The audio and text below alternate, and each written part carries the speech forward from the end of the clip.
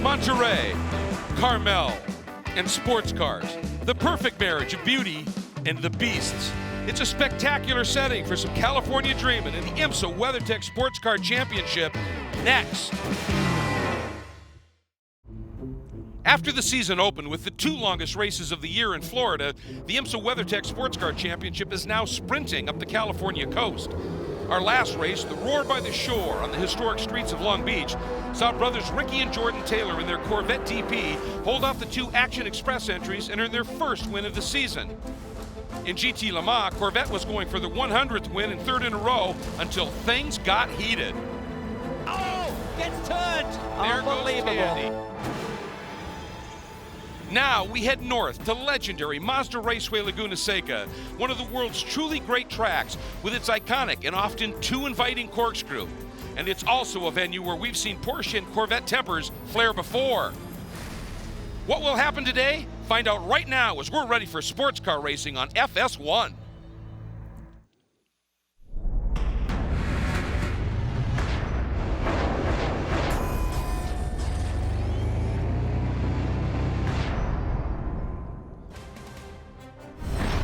Welcome everybody to round 4 of the IMSA WeatherTech SportsCar Championship, the Continental Tire Monterey Grand Prix, powered by Mazda. Great to have you with us. I'm Greg Creamer, joined by Calvin Fish. And folks, we have sort of a unique format of racing for you today. The 4 classes in the WeatherTech Championship split into 2 two-hour races. And we start off, Cal, with the prototype and the GT Le Mans classes. It's an all-pro shootout. Yeah, we're still on the west coast of California, but we're a bit north. The environment's totally different. That opened the door for some of the other competitors? It really does, Greg. We go from a street fight to the flow and dynamic of a circuit that demands balance and downforce. Now, historically, this has been a great track for the P2 machines. And whereas the Mazdas maybe teased us with their potential at Long Beach, so far this weekend, they have been dominant at their adopted home circuit. And let's not lose focus on a very tight prototype championship with 3 teams separated by a mere 4 points. And you talk about that championship. This is the 4th round. What happened in the 3 previous ones? Here's a look back. In the prototype class, 2016 started with a bang for the number 2 Tequila Patron Ligier Honda. At the finish in the season opener at Daytona, it was the 22-year-old Pippo Durrani behind the wheel. And after 24 hours of intense racing, he took the checkers ahead of the number 10 Corvette DP to give Honda its first Rolex 24 win. In Sebring, Durrani did it again, passing the number 31 Whelen Corvette DP with 6 minutes to go to sweep the Florida Endurance Classics. Long Beach was a different story, however, as the Corvette DPs dominated the 100-minute sprint. In the end, it was the number 10 from Wayne Taylor Racing taking top honors. In GT Le Mans, the recent theme is controversy. Corvette also won the opening 2 rounds with a thrilling 1-2 finish in the Rolex 24 at Daytona, and in Sebring it was much the same as the number 4 Corvette beat the new BMW M6 to take the top step once again. In Long Beach, however, it was Porsche who showed strength and led early until both cars were tagged for speeding on pit road. That moved the Vets into the lead. A late caution closed the gap, and with less than 4 minutes to go, Makovecki in the number 912 skewered Milner in the number 4 Corvette, allowing teammate Nick Tandy through for the win. Controversy.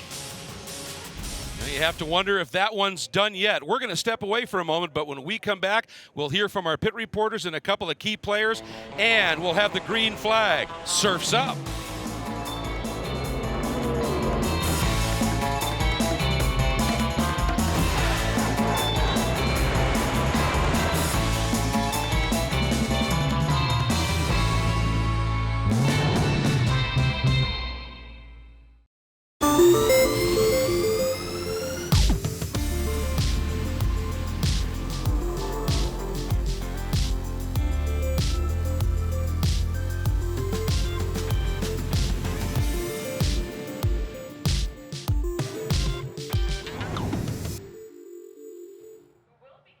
You know, racing is all about perseverance. It's about hanging in there with an eye towards the future, and there's several teams in this WeatherTech paddock that have done just that over the years. Take Delta Wing, for example. They have worked hard and improved that car immensely. And the guys at Mazda Motorsports, well, no one's worked any harder, and there's no better place for them to perform than right here at Mazda Raceway Laguna Seca. Starting 2 years ago with a stock block diesel engine, they've transferred now to a petrol power plant. And Jonathan Bomarito, your teammate, Tristan Nunez, puts it on the the pole. How special, how important is that here at your home track? Oh, it was fantastic. It was huge for everybody with the team. Tristan on the pole, Tom Long, P2. So 2 Mazdas on the front row to start here at Mazda Raceway.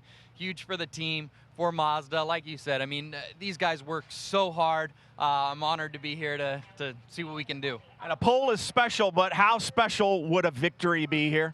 Man, you know, how much energy and passion that I've seen in this team over the years. I don't think you probably aren't going to see a dry eye in this pit cart. So I hope we can do it. We've been over everything with a fine-tooth comb to be there at the end of this race and try to be on the top step. Well, the pole was the first victory. Now they're going to look for that checkered flag. Let's go down to a guy who enjoys pre-race more than anybody. That's Justin Bell. Of course I do, Brian. Where else would you want to be on a glorious Sunday? The sun is shining. I love Mazda Raceway Laguna Seca. And you know what? The cars are so beautiful. They look almost serene, which, of course, is a bit misguiding. Because remember, these drivers are gladiators of horsepower, and these are fighting machines. And sometimes it can end in tears. And back at Long Beach, boy, did it end in tears for the number 4 car. We can't have a chat with Tommy, but Oliver Gavin, that last lap right at the end with the Porsche, that just reminds us how incredibly close this racing is. Oh yeah, it's spectacular, it's hard, it's all out fighting. It was a real bare knuckle fight there at Long Beach. I'm sure we're gonna have some more of that today, and we're ready for it. We'll take on anybody. I mean, people forget it's a little bit corporate sometimes, but you guys are men against men, aren't you? Absolutely, yeah, you have to be. You know, there's no quarter given, and you've got to be full attack all the time. Tommy and I are ready for the fight today in our C7R. It's gonna be all out. And of course, don't forget, 2009, it was Corvette's turn to be the protagonist in a very rough ending to a race. This is a battle royale. Magnussen all over the rear bumper. Bergmeister having to drive a bit defensively. Look at this move! I think it's going to work. Man, this battle is intense. Here comes Magnussen, run around the outside. Oh, they bumped! Magnussen, he's not done. He's going to try the exit. No, he bumps him. Bergmeister drives him to the wall, and he crashes him big. Oh, they're not going to like that one. Bergmeister survives that battle. Well, there's certainly that bit of history, but Cal, there's history this season too at Sebring. Remember, Jan Magnussen got hit by Kevin Estre in a Porsche, stuffed into the wall. This is a fierce competition, as Justin says. And I love it, Greg. You expect this kind of intensity in this class, GTLM. It's a high-stakes game with the manufacturers making these huge investments, and the rivalries are just going to ramp up even further as the 4 GTs are now showing true race-winning potential, having qualified 2nd and 3rd here before they head to Le Mans. This is going to be a real barnstormer here today. Yeah, and interestingly, the BMWs, who were so strong earlier, they're struggling just a little bit. It's cyclical, that's for sure. Now, Cal, let's take a look at our Ford track map. Well, let's take a look at the magical location in Mazda Raceway Laguna Seca. It's just under 2¼ miles in length, 11 turns, about 26 gear changes per lap. It's very smooth, low grip. Key to speed here is momentum. Legit overtaking opportunities are in turn 2 and turn 11, and a key corner is turn 6. Getting through there clean for a good run up the Rahal straightaway to the infamous corkscrew, and then the plunge over the hill. This is a mega place. Boy, isn't it just. Let's take a look at our WeatherTech weather update. The nice thing about running here, oftentimes, it's easy, beautiful, and that's what it is today. Low 70s, 50% humidity, a little thick, but a nice breeze to keep things comfortable, and it should be a fabulous, fabulous afternoon for racing. We're going to show you now our Continental Tire starting grid. It'll be up and across the top of the screen, so have a look and find your favorite competitors. And as we do that, Cal, let's look forward to the WeatherTech keys to victory. You've mentioned it a couple of times, so the first one I'm going to call momentum.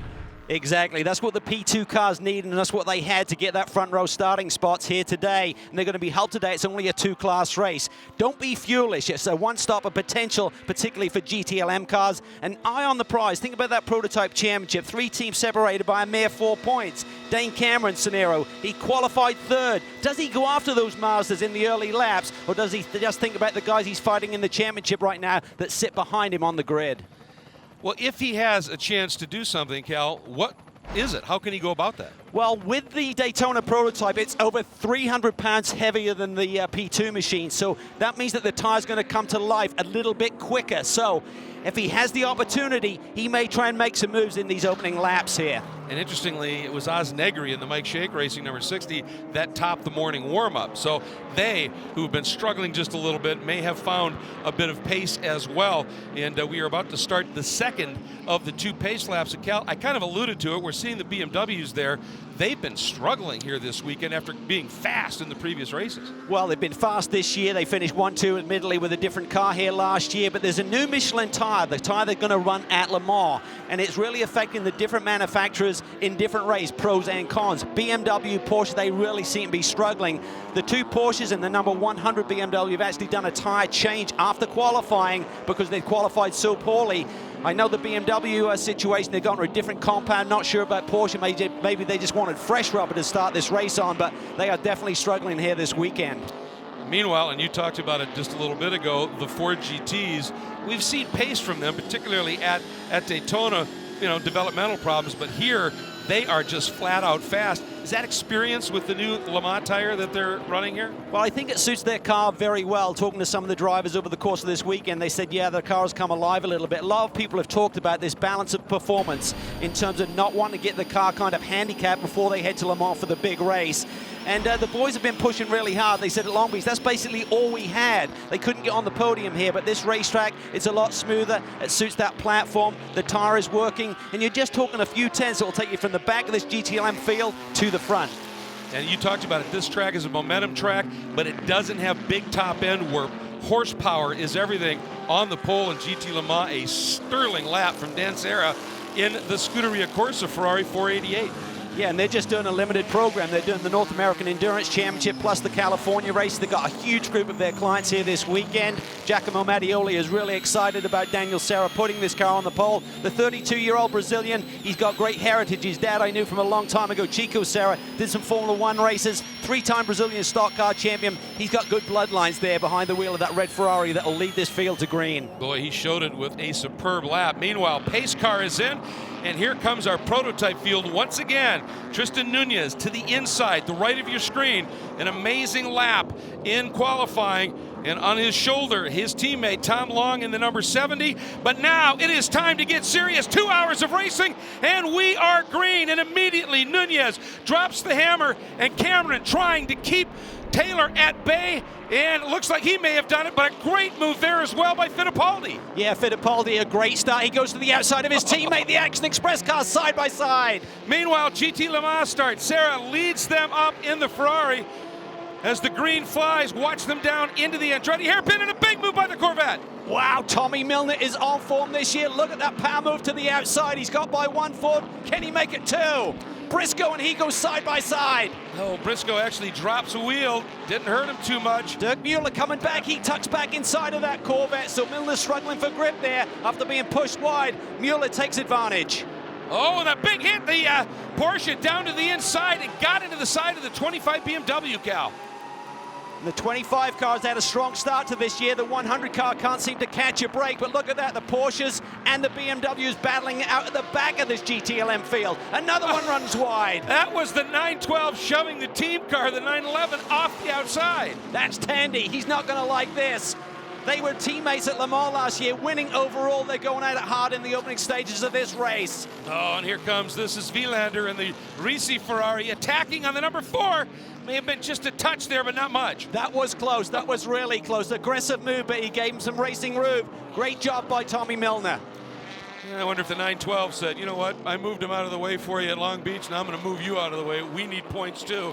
And there is Cameron sitting in the 5th spot, and he is being attacked right now by Sean Rahal in the Delta Wing, which here on this smooth track showing some pace. Well, Dane Cameron was under attack by Christian Fittipaldi. We switched to the GTLM battle. I think he must have got shoved wide there, and certainly both Taylor and Fittipaldi have taken advantage. Not what they needed. They shook up their driver lineup with Cameron doing the qualifying chores, and it's backfired on them a little bit in the early going.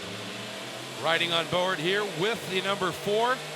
Again, that is Mr. Milner, and it looks as though he definitely, Vilander able to sneak by him. As you said, it was close, but he finally got through.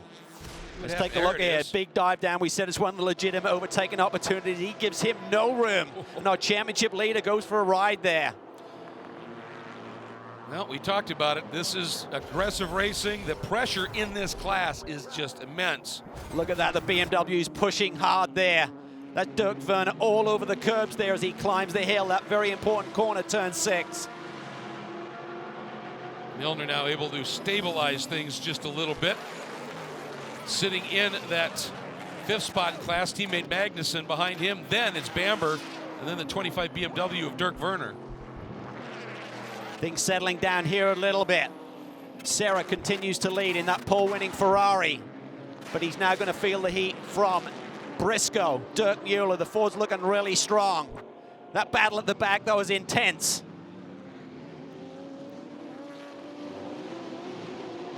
Tire temps, pressure should be up into their sweet spot right now, and it's about this stage of the game, Greg, that you really understand what sort of balance, what decisions you made with the setup, how they are working on race day.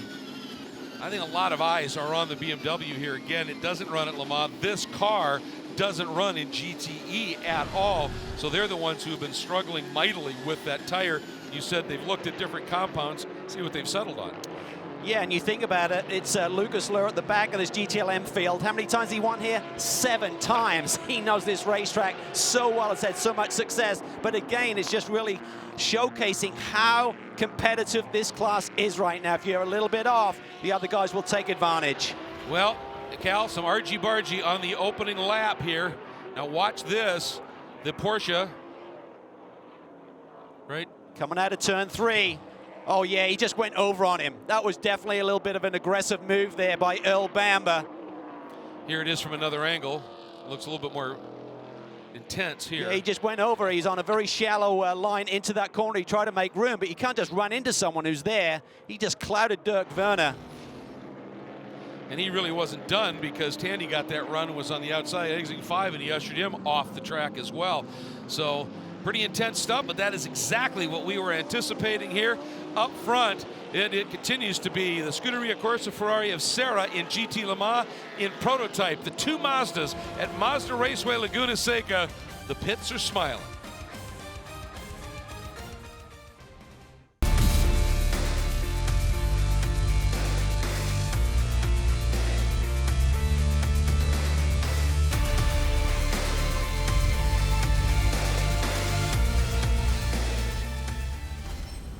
The city that John Steinbeck made famous, now, of course, an absolute tourist destination.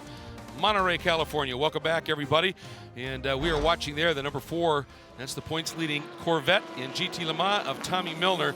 And he, after dropping back a little bit, running wide, or getting ushered wide a little bit by that 62 right up in front, has now reeled him back in again. That top 5 have made a little bit of a break. Now, here's a look at Dane Cameron, and he had started 3rd, but Cal back in 5th, and we think we may have found what happened. Well, let's take a look at some replays here. He went side by side with Christian Fittipaldi down into the brake zone for turn 2 on that opening lap. We're not sure, but ultimately as he comes out of the corner, there they go. There's a little touch between the 2 teammates. Not a lot of love lost there. I think Cameron just gets pushed to the outside. And further around that lap, Ricky Taylor took advantage. There you see it. Dane kind of gave him the lane, but it's tight there. It's a typical area where you want to wash out. The front wants to run out wide there, and Christian had kind of planted himself on his flank, and they traded paint a little bit. And you can see, obviously, on cold tires, even though the Corvette DPs come up a little bit quicker, still a bit squirrely out there on throttle and the like, and cost him as he has slipped back into that 5th spot. But speaking of slipping back, only the last couple of laps has anybody gone into the 120s except the Mazdas. Corkscrew problem. Which had been in the 119s. Yeah, tires. Obviously somebody just attacked that curb a little bit too aggressively, Cal. We're not 15 minutes into this race yet, so this will be a short caution procedure, which means the pit lane stays closed. So if anyone was thinking about topping up with fuel, they will not be allowed to do that. Basically, the first 15 minutes of the race, or any caution 15 minutes after a preceding caution, and then the last 30 minutes of the race, if you all got that, means we go to this shortened procedure, which really just speeds things up. That was nice of the Porsche to clear the tire off. And as we're under the caution here, looking there at Sean Rahal, who qualified and starts in the Delta Wing. But I believe, JB, you have the co-driver that'll be taking over, and boy, has she been quick here. Boy, has she been quick. Catherine, that was funny. Just as I was setting up the interview, we said a tire had come off a car, and we looked at each other and realized that we probably can't afford to lose any tire off your car. But it has been quick this week, and you've been absolutely blinding fast. Yeah, it's been a lot closer, you know, this whole year. Daytona, leading Daytona, and then even Long Beach, we were a lot closer, and I think it's a development process. We've developed the car, and now we're in with a shout, which is definitely a nice position to be in. So this track is demanding anyway. The corkscrew visibility is, I remember it from the Viper, I couldn't see the corner going in. What's it like for you looking down that torpedo? You can't see a thing, so you're basically just counting and just going off of experience, really, and it's the same every lap. But it's one of the coolest tracks we race at. It's a beautiful area, it's a really cool track, and yeah, we're fast, so I'm happy. And she's British and fast, and we do like that, don't we, Calvin? I love it, JB. And just a shout out to their engineer, Katie Crawford, who's not with them this weekend. Many of you recall from our Long Beach show back on March 29th, she was rushed to a hospital in Italy with a brain tumor diagnosed. She's now home in Charlotte and continues to recover. So, Katie, we're wishing you well, love. We look forward to seeing you back on pit lane. No, we sure are. We miss you a bunch.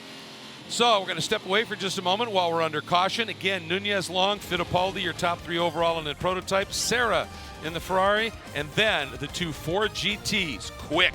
We'll be back. High above Mazda Raceway Laguna Seca, you get an idea of the absolutely beautiful topography here.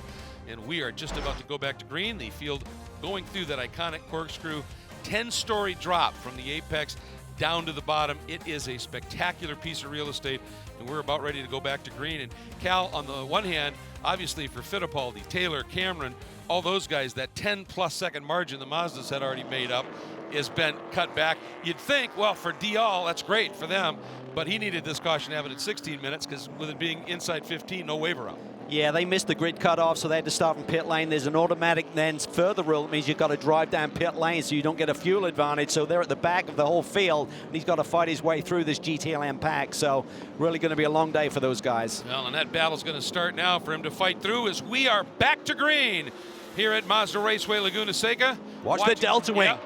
He's got to run on Dane Cameron. Sean Rahal, the young American, looks to the outside of Dane Cameron in the Wheeling Corvette. And for just an instant, I thought Ryan Briscoe might have a run on Sarah in the Ferrari for the lead in GT Le Mans, but Sarah had him covered just enough. So you see DL making a couple of moves there at the back end of the GTLM field.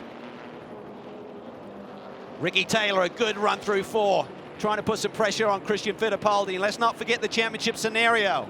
The 5-car leads by 3 points over the 31, and that 10-car who's really close there as they come out of turn 5. They sit third in the championship, just 1 point further back. Boy, he had great speed at the apex, didn't he? He had to almost lift, it looked like his run was so good on Fittipaldi. Car sat on the pole here last year. The Konica Minolta team really came in here, charged up. Dane Cameron just pipped them to the fastest time outside of the Mazdas that really seem to be in the league of their own here on this track configuration. Well, it's interesting in qualifying because normally you see Curran qualify the 31 Wheeling car, and they just decided to change it up a little bit and put Dane in. Well, Action Express, I mean, they've been so strong the last couple of years, coming off 2 straight championships with the number 5 car. But on the West Coast last year, they really struggled at Long Beach and here at Mazda Raceway Laguna Seca. They did a lot of testing to try and work out what the problem was. They were stronger at Long Beach, but they felt here this weekend, we don't have enough pace. So the 31 team elected to start Dane Cameron, and then they may do a double driver change. Just depends how this race pans out, but there's going to be 2 starts potentially for these prototypes. They'll put Eric Curran in and then see how the plan pans out for the last stage of the race. And boy, Ricky Taylor is in attack mode. He not only has got to the back of the 55, he is there and attacking, and down in the pits, a nervous brother, I'm thinking. Yeah, Jordan Taylor sitting here watching Ricky out on the racetrack. Now, Jordan, this team has been so strong here over the past 3 years. I think you've led more than half the laps. But right now, what do you guys have for the Mazdas? Because I'm looking at the timesheets, and they are very, very quick. Yeah, well, I mean, in 5 minutes, we were 10 seconds back on that first start. So if it went green, we'd probably get lapped. But we just got to run our own race. It's kind of, we're battling with the Corvettes right now. So we're kind of second with the Corvettes, and that's what we can really focus on right now, is trying to beat them and maximize our points out of here. Maximize the points. Everybody talks about it. There's a championship at the end. You got to get as many as you can when you can. Well, they said they got to really maximize the points. We said that's one of the keys to victory, Greg. Eye on the prize, and that is the championship. If you can't fight those Mazdas today, just keep thinking about the guys you're really in the thick of it. But those Mazdas, okay, they're not just going to be strong here. They're showing true pace. They're going to be strong everywhere this year. So suddenly these could be the guys you're chasing in the championship at the end of the year too. Well, I think that was proved out at Long Beach, wasn't it? Because if there was, one of the tracks they were going to struggle on, you'd think it would be there. They were quick. They topped a practice session. Finished 4th and 5th? Yeah, they ran up in the top 2 at one stage of the race. So, yeah, they certainly had speed on that racetrack, which is not ideally suited. With these P2 machines, they really generate a lot of downforce, but they need to run the car exceptionally low to the ground. That's how you generate the most grip. And obviously on a street circuit with the bumps, you've got to raise the ride height. That spoils the aero a little bit. But right here, they are perfectly suited. And what a day this could be. This could be a really emotional victory for this team, but there's a long way to go.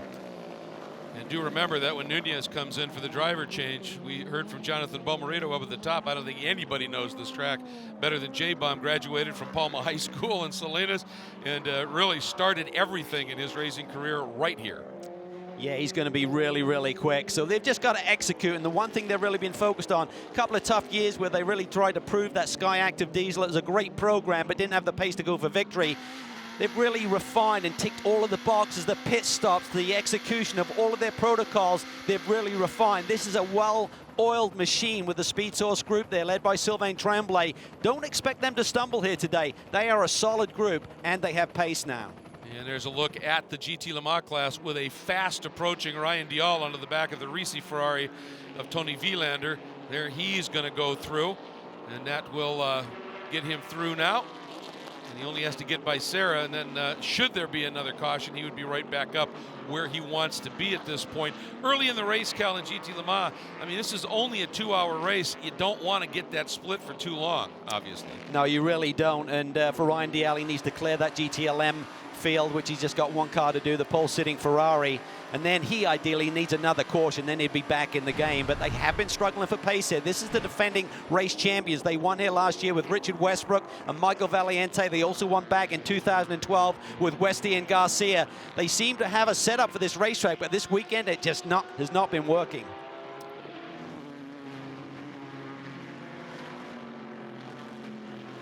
Who's the engineer for the 90. First of all, they're back there because they missed the reconnaissance lap, so they had to start from pit lane. And if you start from pit lane, you have to do a drive-through penalty because you're saving fuel by sitting there. So that's why they're back. The pace on the weekend hasn't been there, and what they discovered was the differential settings just weren't what they needed. They made a change overnight. They think that's going to give them a much better race car, but it's just something that got overlooked throughout the last couple of days of testing and qualifying.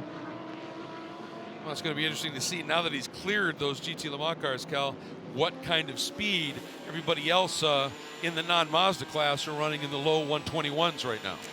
Yeah, it certainly is, and it puts a lot of focus on the engineering squad there at the 90 team, and that is led by Ricky Cameron, who's Dane Cameron's father. So that's always a great dynamic when you've got father and son going hard at it in terms of competition, one a driver and one an engineer on a competitive team. In this battle now in GT Le Mans, those top 4 have sort of split now, driven away from Milner just a little bit. There he just appears for briefly in the bottom of the screen. Milner looks a little bit tougher here in race conditions than what we saw in practice and qualifying, but even so, we talk about this new Michelin tire that's been used here to give the team some experience before they head to Le Mans. It really seems to be suiting these mid-engine cars from Ferrari and Ford. There's the climb up the hill. There's that little transition left, then to the right to set up for the corkscrew. The other thing is that both Ferrari and Ford had their factory teams in operation with this Michelin tire at Silverstone a couple of weeks ago, Greg. So that information flow is back and forth across the water. So they can certainly give these teams a little bit of lead time in what to look for in setup, what adjustments to make. And I think that's being showcased here this weekend. Yeah, I mean, Cal, you just hit it on the head. Of course, data. It's transfer of data, communication, and definitely for Ford having that information. They're the newest kids on the block. but they had the most recent experience on these tires. And of course, same for Ferrari, they're driving over there, but their mid-engine format really suits their car here. But of course, temperature, let's think about that, Cal. It is way hotter here at the start of the race than we had throughout the rest of the weekend. There is just a gentle breeze instead of a head-on full assault, which was really very tough on the aerodynamics. So what's going to happen over the course of a stint? That is where you're going to really find the cars come into their own. The teams and drivers and engineers, they have no data on what a full tank load is going to look like here at Mazda Raceway Laguna Seca. And as for BMW, I'm going to throw this in right now. I spoke to the drivers, all 4 of them at lunch and or breakfast, and they were pretty dejected. Their car does not handle at all here on those Le Mans tires. So if you're wondering why BMW are lagging a bit, it's because literally the format layout of their car on these tires, they say they might as well be on ice skates. Yeah, and then they threw the dice out there a little bit, JB, in terms of switching compounds on that BMW. And I know that a lot of these front-running cars started on the softer of the Michelin tires, and maybe in this long run, as you talk about, it's a lot warmer here in race conditions. You can't change the tires. You're allowed to change 1 tire after qualifying. Otherwise, 3 of the 4 tires that you qualify on, you have to start the race with. Otherwise, you go to the back of the grid. So for the Porsches and the BMWs, they did have that advantage in terms of changing their tires, and maybe they've made a better suit to these race day conditions. Now the Porsche's closing a little bit now onto the back of Magnussen. And you know, I would have to think you can't lay everything off on the tires. This is a track that a car with great balance really can excel at, and that's a mid-engine car. Yeah, absolutely. It's all about balance. It's about downforce or grip in terms of more the GTLM cars. I mean, they have massive downforce as well. We're looking on board here with the 911. You see those massive rear diffusers that are out this year in GTLM. That creates massive downforce and grip for the cars. But the prototype machines, a bit more downforce induced, but these cars need it all to be working, and it's just a level of competition. We're just talking a few tenths, Greg. We're not talking about seconds here. Certainly the Mazda in the prototype has a big advantage, but in GTLM, a few tenths will put you either in the front or the back. And speaking of the back, Bamber is on the back now of number 3, Jan Magnussen, as they start that climb up the hill. Right behind him, his teammate, the number 911 of Nick Tandy, as they make their way into the corkscrew. Oh, and again, a tire floating out into the middle of the track. So we'll see how this plays out when we come back to Mazda Raceway Laguna Seca. Stay with us. You are riding on board with the poster boy for Mazda's Road to 24, Tristan Nunez in the number 55 Mazda prototype, leading now over his teammate by less than a second, but they are almost 13 seconds up the road here at the Continental Tire Monterey Grand Prix, powered by Mazda. And Tristan, of course, has come right up through that ladder. He's been part of the Mazda system for a long time, before a Cooper Tire prototype Lights Championship winner, and now driving the prototype, getting that team their first prototype pole. Unbelievable stuff. It is. The 20-year-old driver certainly strutting his stuff here this weekend. His last pole was right here at this racetrack in the GX class back in 2013. And Brian Till told us during the break he's in radio communication from the Master Squad for the drivers to watch their rear tire degradation. Don't burn those rear tires off. We need to get to our fuel window before you need to hit pit lane. So think about it. Dropping back into GT Le Mans, and you can see that tire has been moved off to the side a little bit, so we're anticipating it is staying green. We're also seeing the 2 Porsches of Bamber and Tandy coming up just a little bit, and Justin Bell, obviously an important program from the folks at Porsche.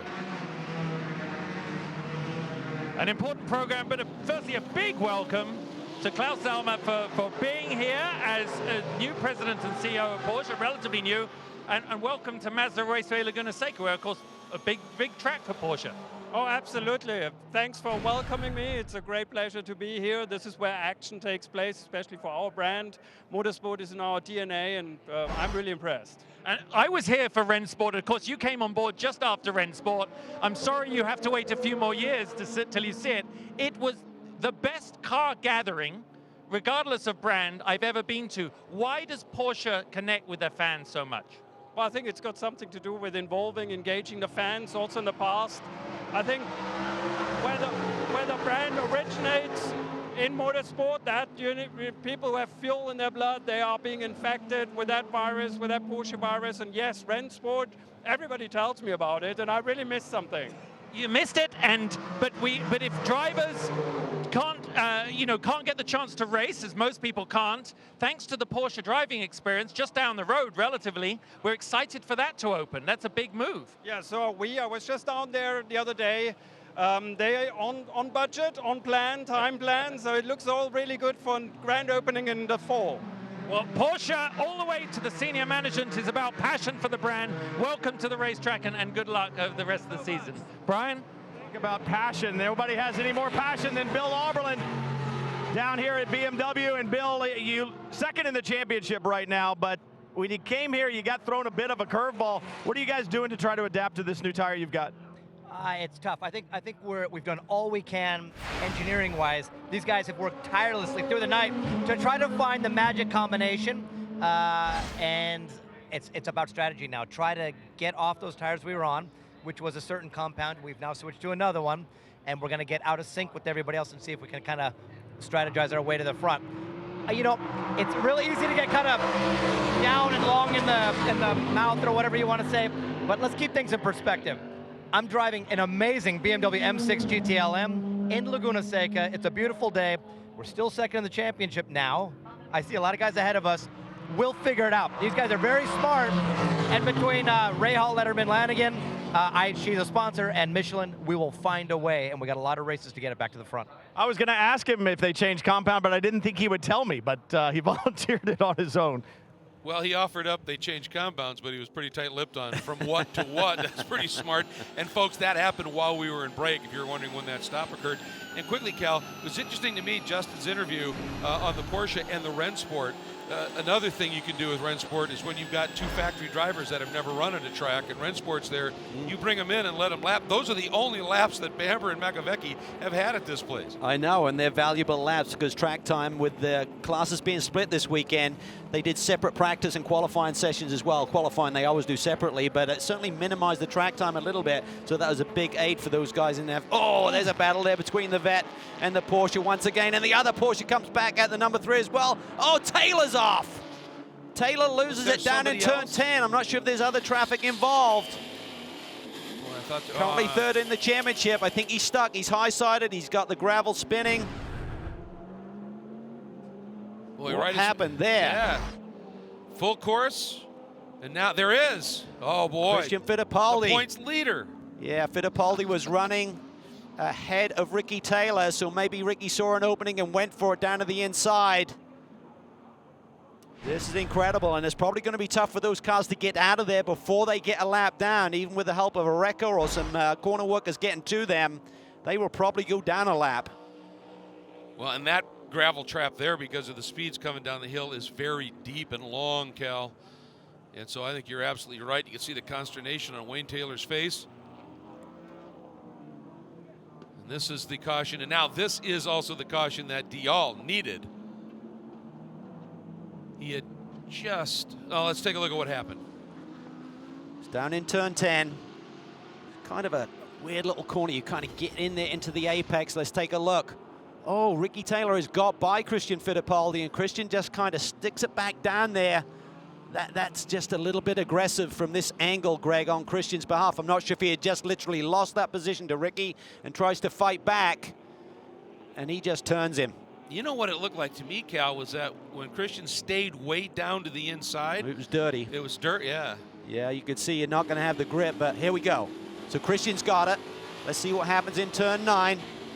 Oh, Ricky's really aggressive there. I think there's a little bit of argy-bargy there, and Christian is fired up, and he wants some of it back. Just two guys going at it hard, and we thought about keeping the eye on the prize as one of the WeatherTech keys to victory. These guys did not right there. Now watch the back of Fittipaldi's car. Here, he's on the dirt. It goes already. Well, I tell you what, that was never going to work. That was never going to work. In terms of Christian, I know he's on the dirty side of the racetrack, but he needed to get out of it a little bit, I think, and blend back in there. Whether Ricky made a legitimate move or whether he roughed him up, that was not the time to fight him back, because it was going to turn into disaster.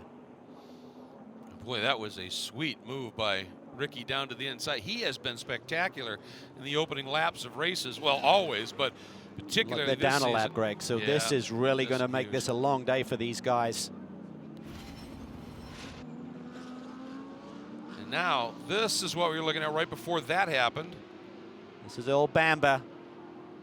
That was a neat move there, just tucked it to the inside. The Porsche's working well, but when you get to the exit of turn 2, Greg, this is your favorite spot in terms of talking about giving guys racing room. And here comes Tandy. He takes advantage as well and slides up the inside of Jan Magnussen. Well, everything is relative, isn't it? And even if you're driving a big V8, you lose your momentum. It can cost you not just 1, but 2 spots. So that's going to be ultra frustrating, certainly for the number 3 of Magnussen. We're getting word that we might be seeing some pit stops starting. Yeah, well, pit lane is closed, and they gather everyone up, and then it's prototypes first. And we're going to take a quick break, come back, hopefully, when the pits are open and see what unfolds. Strategy coming into play here in Monterey.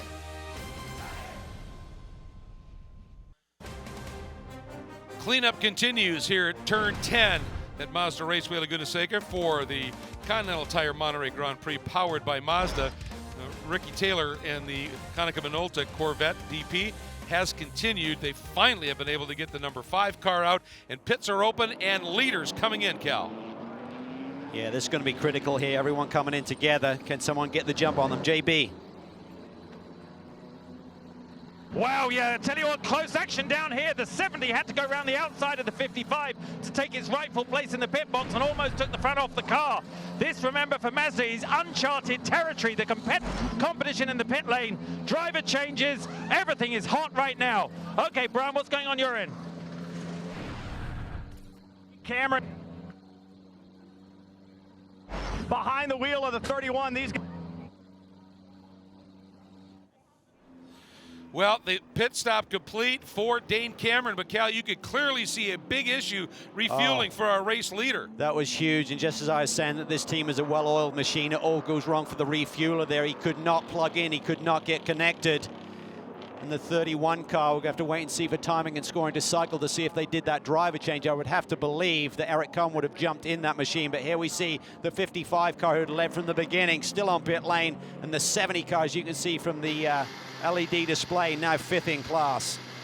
At first I thought that may have been that the car was too far from the wall, but there was enough slack in that hose, that just wouldn't couple, would it? And then the question is, have they in fact got it coupled? Look at the fueler here on the left side. He's just struggling. There's plenty of slack in the hose. Wow, yeah, tell you what, close action down here. Plenty of slack in the hose, so that's not the issue. It's not like the car is too far from the pit wall. He just cannot get that plugged in. And down to Brian Till with the 10 car. Driver change going on down here at Konica Minolta. A little damage to the right front of this Corvette Daytona prototype, but it doesn't look bad. I heard him saying on the scanner, make sure you shake that gravel out. They did 1 lap before they came to pit lane to try to get some gravel out of it. Jordan Taylor's going to take off in the 10.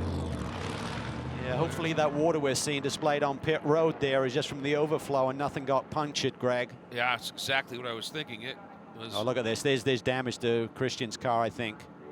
Maybe suspension damage for the championship leader. Wow. What a moment. This could be pivotal. Yeah, that right rear is not even turning at this stage.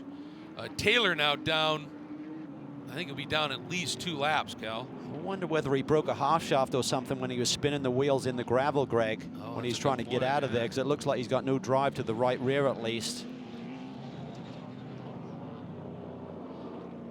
Well, and they were talking. He was he's dragging him. Yeah, here comes the GTLM field. Justin? Well, yeah, the Ford team absolutely ready for these guys coming. Richard Westbrook getting in the 67, Joey Henn getting in the 66. I tell you what, they were ready. They were absolutely, remember, this is the first time we've seen them running for a pit stop at the front edge of the grid. Everybody experiencing Mazda Raceway Laguna Seca is top lane. The 66 has a much better stop. Fantastic. 67 following it out. Right, the battles come to pit road. The 68 just gets out, but he gets beaten by both Porsches and the 62 Risi Competizione Ferrari. Now the Corvette's heading back out, and they'll make it out in front of the BMW. No, the 3 drops behind the 100. Wow, have to see if anything was played in terms of short fills or minimal tire changes, but some big swings down in the pits. We'll suss it out for you when we come back to the Mazda Raceway Laguna Seca. Huge swings here at the Continental Tire Monterey Grand Prix, powered by Mazda at Mazda Raceway Laguna Seca. The Delta Wing now leads as we are about to go back to green. But Cal, we're riding on board Dirk Werder, the number 25 BMW, an example of sometimes when things go wrong, they can go right. We typically see at one of the 100-minute sprints like Detroit and at Long Beach, where it can kind of, you're on the back foot, you do an early stop, you have a problem, suddenly there's a yellow, and you're topped up with fuel and gain that track position. It's happened here today. Look at the Delta Wing. They lead. Great pit stop by that team, led by Timmy Keane. Not as much fuel goes on that ball because they're not as loud as much, but certainly a great and well-executed stop have got the boys in front. And boy, when that car drops the hammer, it goes. Straight line speed in abundance, and he leads them to the green right away. Curran knifing underneath Dirk Werner. And Werner just wants to make that. Oh, and look at this move as Negri now on board. Down and underneath.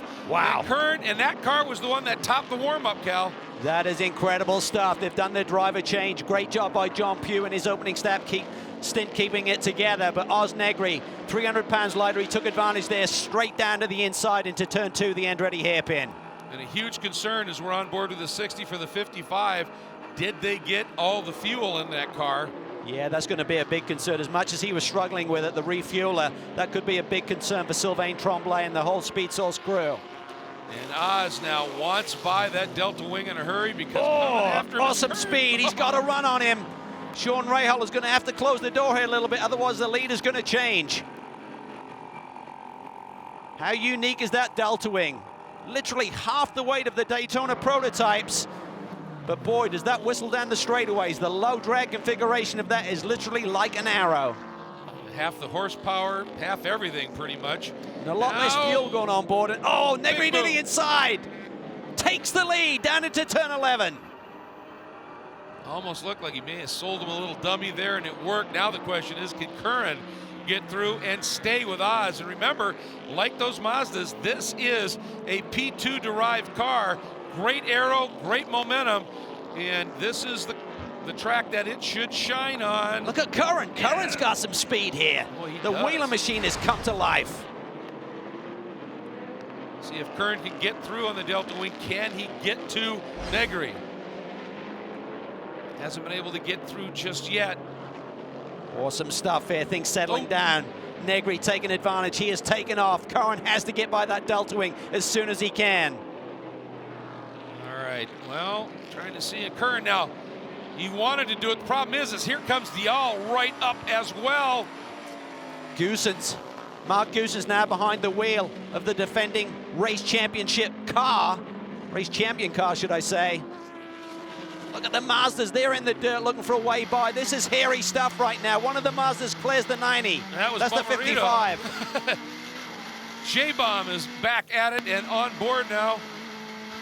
Awesome stuff here. What a fight at the front of this fat pack. Meanwhile, Negri doing exactly what he wanted. He's been able to open it up. And the problem here, Curran gets a good run out of this turn. But when that Delta Wing lights the fuse on that thing, it's game over in a straight line.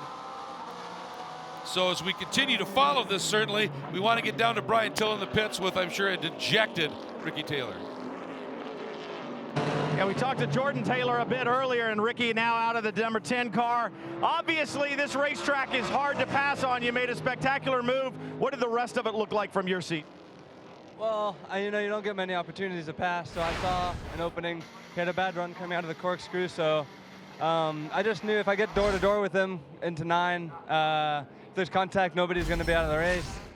And I thought I'd cleared him going into 10, and then I was defensive and, racing hard, and I just felt a hard hit in the right rear. And, if I was him, you got to get to my door so we can at least race hard instead of take us both out. I haven't seen a replay, but all I know is I got hit in the right rear. And once I see a replay, I'll have a better read on how we're going to race each other from this point on. Jordan was talking too about championship and long-term goals. When you look at this, a couple of laps down now, is it about just collecting what you can leave here with? Yeah, we're racing them in the championship. The Mazdas are going to be strong for the rest of the year, so we're going to lose some points to them, it looks like. But yeah, it's a shame. We're racing for third this weekend, and we would have kind of won won that battle. I think we have a very strong Corvette. And, you know, it's a shame for the Continental guys. They didn't get a chance to show what they can do on pit lane. But we'll keep pushing and go to the next one. Never quit down here at the 10, guys. You can't. You know, you're in it for the championship. And talk about not quitting, the number 55 after the problems. Jonathan Bomarito has now scythed through the field, sits second, and the chase is on 5.5 seconds. Yeah, he's going to have to dig deep here, but the car certainly has the pace to maybe catch our leader, that is Osnegri right now. But getting back to that incident, I think it was a tough but very fair move that Ricky Taylor put on Christian Fittipaldi. As he said, it's tough to pass around here. They traded paint a little bit. I think Christian tried to stay with him on his flank, and I'm not sure it was intentional to dive down the inside or whether he just ended up on the dirty part of the racetrack. But I think when you're thinking big picture from Christian's seat, he should have been thinking there's no way that move was ever going to pay off. It was going to come to the situation we saw with both cars in the gravel trap. So maybe he was just too committed and then couldn't get out of it. But either way, had the car in the bad place after the move by Ricky Taylor. Well, the mindfulness that Ricky Taylor said, I knew if I was side by side with him coming out of 9, neither of us should be out of the race. And then something happened. So he was obviously very cognizant of if he was going to make that pass, to do it in as safe a method as possible.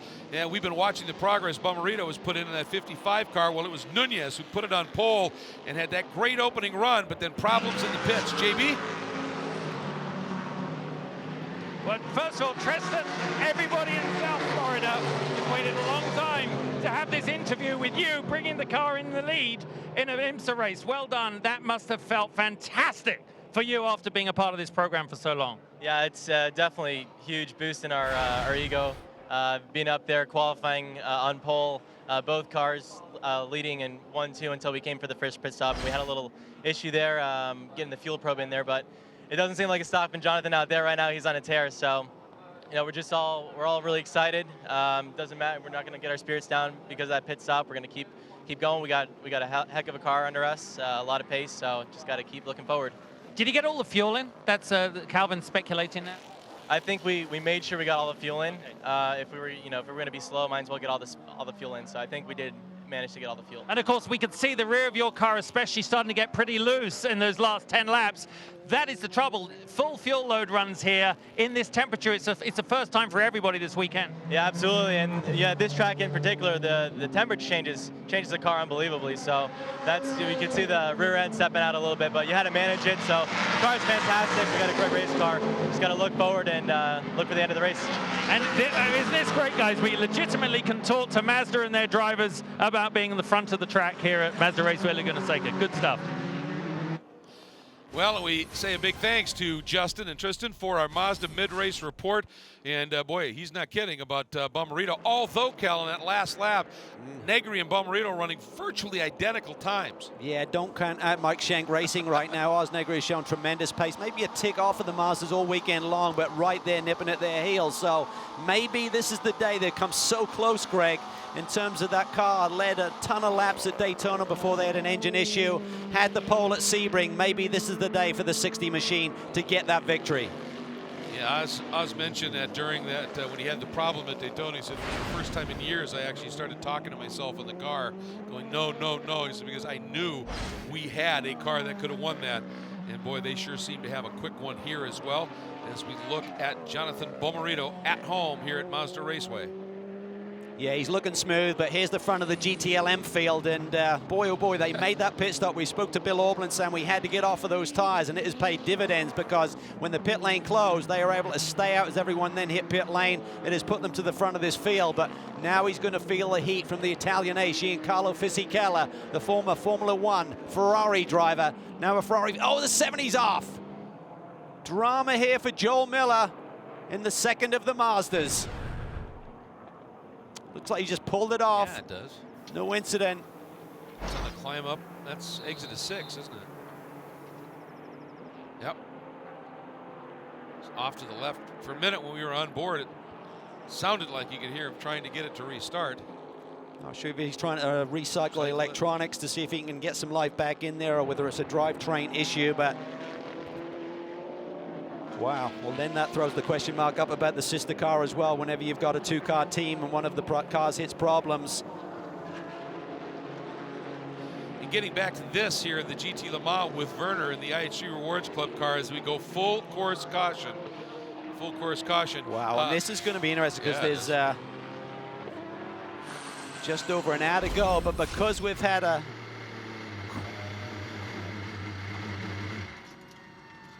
he killed it.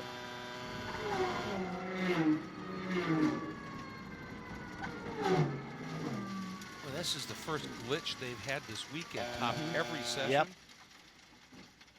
So big problems there. Meanwhile, of course, after we'll follow this story, but we want to check in down in pit lane. We heard from Ricky Taylor. Brian, what's Christian Fittipaldi got to say?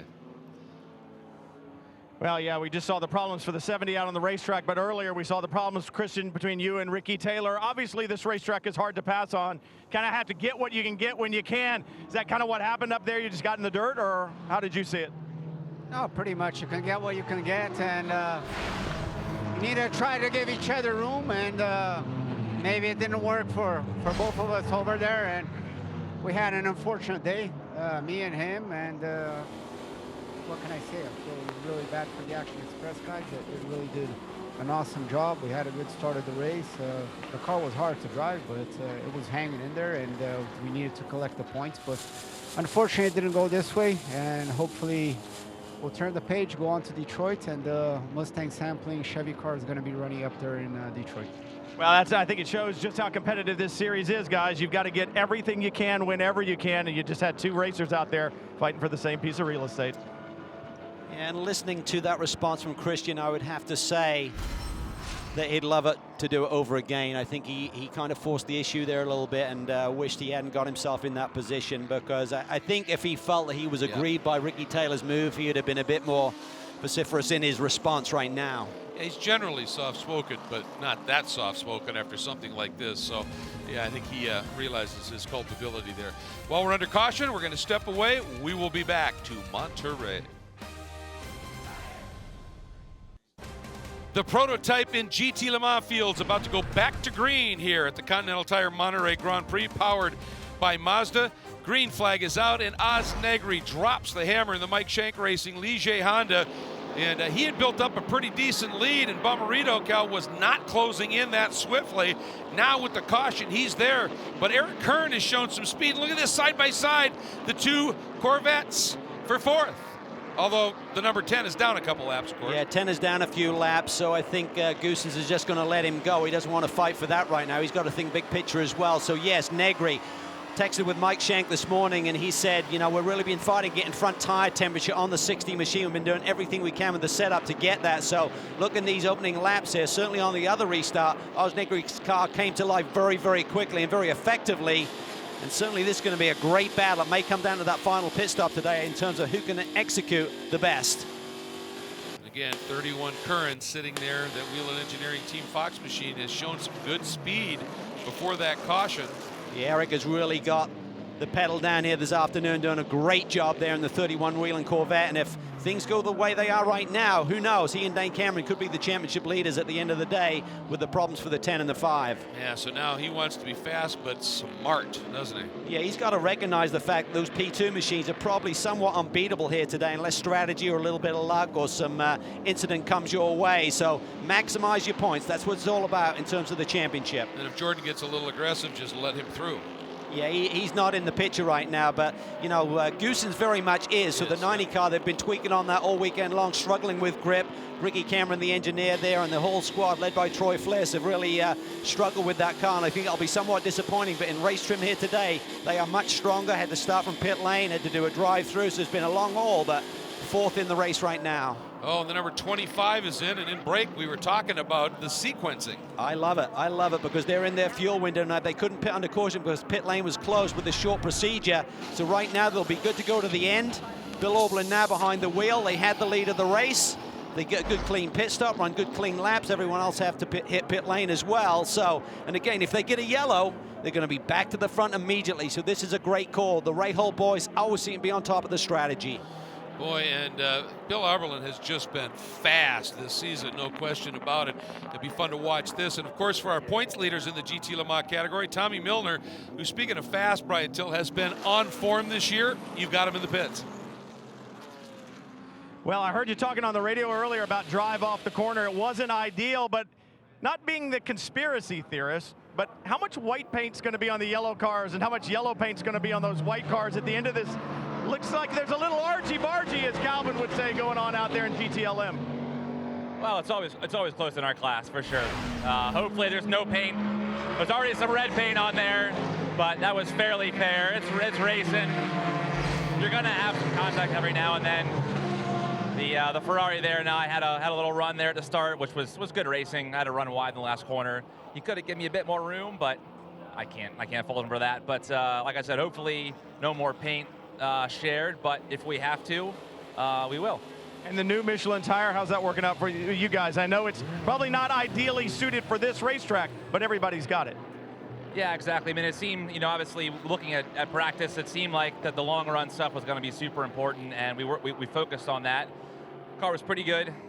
Still had some issues there with drive off the corner, so we're still learning. It's all brand new to us, this tire, but Michelin always brings great stuff. So it's just a matter of us getting our head around what makes this tire work, and we'll work hard at Corvette Racing to make that happen.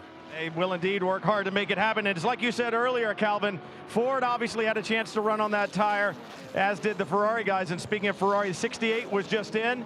Fuel only, they kept those Michelins on. The man who's on the move right now is Joey Hand. I believe he's got around the 911 of Patrick Pilet, waiting for timing and scoring to cycle here, but he could be up to the second spot as we now see the second of the four GTs. Richard Westbrook down to the inside, into the hairpin. What a move. Boy, nothing Pilet could do. You could see him feint to the inside, and it didn't work, and that slowed him up. He's got to go huge defensive on Ollie Gavin right now and see what happens down here. Delta Wing is in, and Justin Bell. Yeah, the Delta Wing, Sean Rahal just walking very calmly away. What a great run he's had. Catherine was so excited to get in his car. Of course, ultimate pace against these top peak cars is very tough for it over the course of a stint, but in outright speed, it's been electric. And of course, it's so good for Catherine. She's stuck with this program, and I think some vindication today. They truly believe that this could be their first podium weekend at Mazda Raceway Laguna Seca for the Delta Wing. Wouldn't that be cool? It would, and long overdue. They have worked so hard for it, but this is going to get intense right now. Pilet in the number 911 Porsches. You're right on board with Gavin. That's Patrick right in front of him. Right behind him is Garcia, equally close, and behind him is Makovecki, equally close in the 912. It has been intense. Now, let's go back while we were in break. There has been a little bit. Brian alluded to, watch this, Cal. Well, look at these Corvettes and Porsches. They can't seem to stay out of each other's way. There's Garcia diving down at the inside of Freddie Makovecki there into the hairpin, and then he gets the drag race going down this front straightaway. And remember, it's Freddie Makovecki who attacked the Corvettes at Long Beach. Certainly no love lost there. Garcia over it down to the inside, tried to get out of his way, almost lost it there in trying to avoid him there. So I don't think that was intentional. And there we see the 911 now is off the road live. So that's Pilet. Ushered him back big time, didn't it? Yeah, and the Corvettes have got around him. So Corvettes are now in front of both of the Porsches. So the Fords run 1-2. Sorry, the Fords run 2-3. Fisichella still in the lead. Doing everything he could to stay in front of the 100 BMW, now in the hands of John Edwards. And let's see what happened here. Another inside and another little bit of a... This is awesome. This is awesome. They're not giving each other any room. I think the statement was made at Long Beach in how this category is going to be fought this year. And there you see the 4-car of Ollie Gavin saying, you did it to us at Long Beach, take that. Yeah, just incredibly aggressive at least. I think it would be hard for the Corvette guys to look at the numbers on those Porsches and not see in their minds a little target around them. Absolutely, and I'm actually surprised with the 25 car having made their final pit stop of the day, potentially, that no one else has followed suit. Typically, you get that domino effect. You have to cover those guys, so I'm surprised particularly the Corvettes or maybe the Porsches haven't made the same statement. Fords have some pace, but for these guys, maybe their only hope, as we see it, one of the Porsches dives in. Well, oh, and he's locked up. Look at that. Got to get down to that 60K before you hit the pit lane speed there at those red cones. I wonder if he sensed something with the off-course excursion. You know, it was way off the outside of 11. Hits the marks, JB. Yeah, I tell you what, they came alive here. They were watching your replay, and they were arms in the air, but of course the mechanics having to get ready. Full new set of Michelins going on this. And you're right, Calvin. These guys, I mean, this is, I wouldn't like to think that it was deliberate, some of this retaliation, but you know what? We're all drivers. This is a man's world. Catherine, excusing that. But it's a mano a mano, and these guys are going super hard. And you know what? When the opportunity comes by, you go as hard as you can, and sometimes you touch. But Calvin, is always the way. When there is the threat of retaliation in the air, isn't it odds on that those will be the two cars that'll touch? Yeah, and it's just like you're going to be committed. You're going to go for those passes, JB, but when it's someone who's roughed you up in recent weeks, you're probably going to be a little bit harder than them. So I think it was a legit move by Ollie Gavin, but certainly the Porsche, I think it may come back to play dividends in terms of them forcing their hand a little bit to make that pit stop. And right now, here comes Fisichella, as we said, the domino effect. GTLM leaders, they have to cover Bill Oberlin and that number 25 that have made that pit stop call. Joey Hand in the 66 Ford GT, though, stays out. Fisichella in, looks like tires only. No, fuel only. Excuse me. This is a big call by Rick Mayer and the whole engineering squad there. They're trying to minimize the loss. It's not a full fuel load, so you'd be delayed by the tire stop. How long does the Ganassi group keep those Fords out there that currently run 1-2? Joey Hand leading this race. Of all of the success he's had, and he's a California boy, he's never won here at Laguna Seca in sports car competition. He would love to do that here today. And what a boost it would be for this Ford GT group before they head to Le Mans next month. Sacramento for Joey Hand as he powers his way out of turn 5. Oh, and that's the lead. Second, that's Bomarina's off. Unbelievable. Chasing down Oz Negri. Has Mazda's day gone wrong? He gets it turned around. That's the good news. Probably good news for Joey Hand as well, because otherwise we'd have gone yellow. And these are the scenarios, Greg. You got to cover that base in terms of some of the leaders already pitting in your class. You got to cover them. If you're in your fuel window, you need to come. In comes the 55. And if nothing else, they should be in their window here. They should. JB, what are you seeing? Well, yeah, in their window and fuel only. It's obviously this time the fuel guy, I'm sure, is far more attentive about trying to get that on there. And that's very nice. Pulling away. Yeah, they needed that fuel, obviously, as you said. I like the call. I like the call. Dive in, just in case they'd already thrown the yellow. The question mark is tires. Did he damage his tires in that quick spin? Let's take another look here. This is the battle for the lead. There's Negri, there's Bomarito. I think he just tries to tuck it to the inside. He was thinking about getting on the power early, Greg, to get a run down at the hairpin, as Negri has hit pit lane as well. That's exactly right, yeah. Watch there, I think he was setting him up. He runs out wide, he realized Negri doesn't have the momentum through the corner, and he just hits the curb a little bit as he was going to power, enough to turn him around. Well, there's a bit of debris down in there. That's where we saw Fittipaldi catch some dirt and debris and threw it up on track as well. So the charge has to be renewed.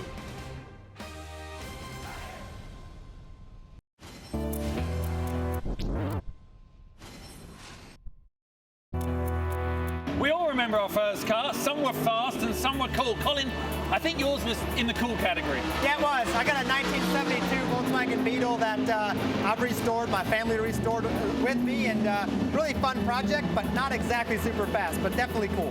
What upgrades have you done? Because I hear it's a bit of a sleeper. Yeah, it is. It's cool. It's got some different brake packages on it. It's my dad being a race engineer. We had to make the suspension work better. So bigger roll bars, upgraded engine as well. Also put some Continental True Contact tires on there that have EcoPlus technology, so it's really fuel efficient, which is great because my car has no fuel gauge. I just had a visual. Yes, you are qualified to go along to the Woodstock reunion, but you will blow their bloody doors off. And of course, there is the number 4 Corvette down into the pits. It's our championship leader.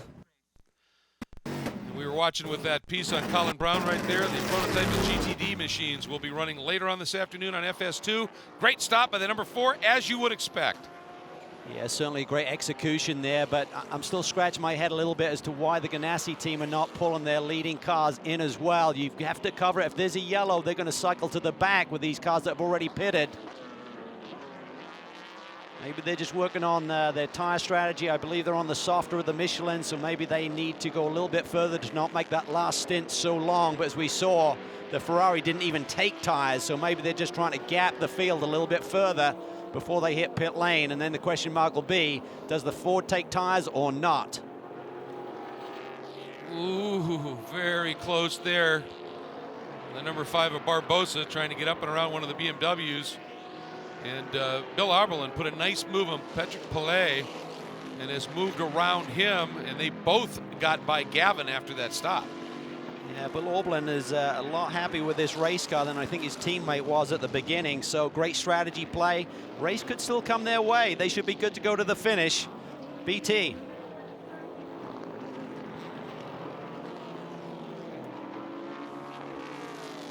Now, we just saw a quick glimpse, Cal, of Makovecki now into the pits in the 912.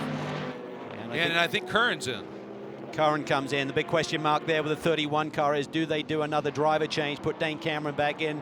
Eric's done a brilliant job here, but I think Dane Cameron may have a couple of tenths more pace if they're going to go for the victory. Have to wait and see what happens.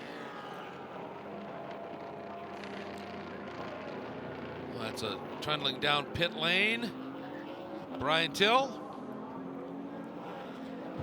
31 is in, Eric Curran. It's going to be a time on the fuel. They're going to take right side tires only because of that. So they'll have fresh rights. We also saw that on another car down pit road. A little stumble, and off they go. Yeah, and that's why they didn't do the tire change, Brian, because it was just a time fill, 2 tire change only, and you could lose precious seconds doing that driver change, and Eric Curran's done a brilliant job here. What can he get out of this car here today? The Mazdas have had problems. The 5 and the 10 have had problems. And look at this side by side here. This is 4 position right now between the 90 and the 31. They're behind Negri, but that's the battle for second. And it looks like on the warmer tires right now, Goossens gets it. He does. 2 tires on Eric Curran's car, so he's got to be careful. Coming in here, that right side. He's not going to have the grip. He's got to wait for those pressures to come in. The braking will feel a little bit different with the left side hot, the right side cold. 40 minutes to go. And the number 4 coming in, report, Cal, a drive-through penalty for wheel spin, excessive wheel spin exiting the pits. Brian, what's the story? Yeah, the car was up on the jacks, and you know, you've got to make all the time that you can. We talked about how difficult it is to pass here. What happened is they finished with the tires, and Ollie got it in gear, and the rear wheels started to spin pretty aggressively before the car hit the ground. It was still up on the jacks. That is a penalty. He just drove through. See if we can see it here, Cal. Yep. Yep. He was ready to go. And the officials saw that, and the problem is if there's a mechanic down there with a wheel gun or something, that becomes a big safety issue, so that's why that rule is in place. Very rarely do you see it called, but that is pivotal for our championship leader in the GTLM class. Yeah, it's a huge development. Meanwhile, JB, what are you hearing on Porsche? Well, yeah, Brian just caught it. You're so close, such a fine line. Of course, when we're in the pit lane at the Le Mans 24-hour race, it is an environment of 0 wheel spin because that's the rules there. So much more attention paid to that in the pit boxes. But I watched them. I was running back towards the 912 to see what they were doing. They changed tires, but I tell you what, Calvin, it was amazing. The car almost bounced as he dropped it off the jacks. It took off. I've never seen it. It was almost the most perfect timing, but only just. And I took a look at their rear tires, mate. The inside was really rubbered up there. So I think they took the chance to put in the fuel they needed and change the tires, obviously. But I was up with Reese. They needed 8 seconds of fuel there to get to the end and no tires. Just a little update. Yeah, we're watching on board. Good stuff, JB, at the 66 car. That's going to be the big question as to when they pit Joey Hand from the lead and what strategy do they play. It'll be a time fill for these guys as well. Do they take tires? Do they not? He stays out. Well, while we're watching that unfold, Cal, there were a couple of replays that happened that we were watching other stuff. Want to show it to you. First of all, that at the time changed for the lead. It was. This is before their pit stop that they just made. What a move by Mark Goossens, the long way around, and then tucks it back online. Nothing Eric Curran can do. So late break there by Mark Goossens, and then takes the track position away. And then this was between the GTLM machines. Bill Auberlen making a big move there down on the inside of Patrick Pellet, whose day seems to go from bad to worse. Oberlin able to make that stick, and clearly whatever the fix they did on the differential in the 90 Visit Florida car is working, because it is flying out there right now. Question is, when will the two Ford GTs duck into the pits? Maybe they're stretching it to have the shortest fuel drop that they can get. We'll find out.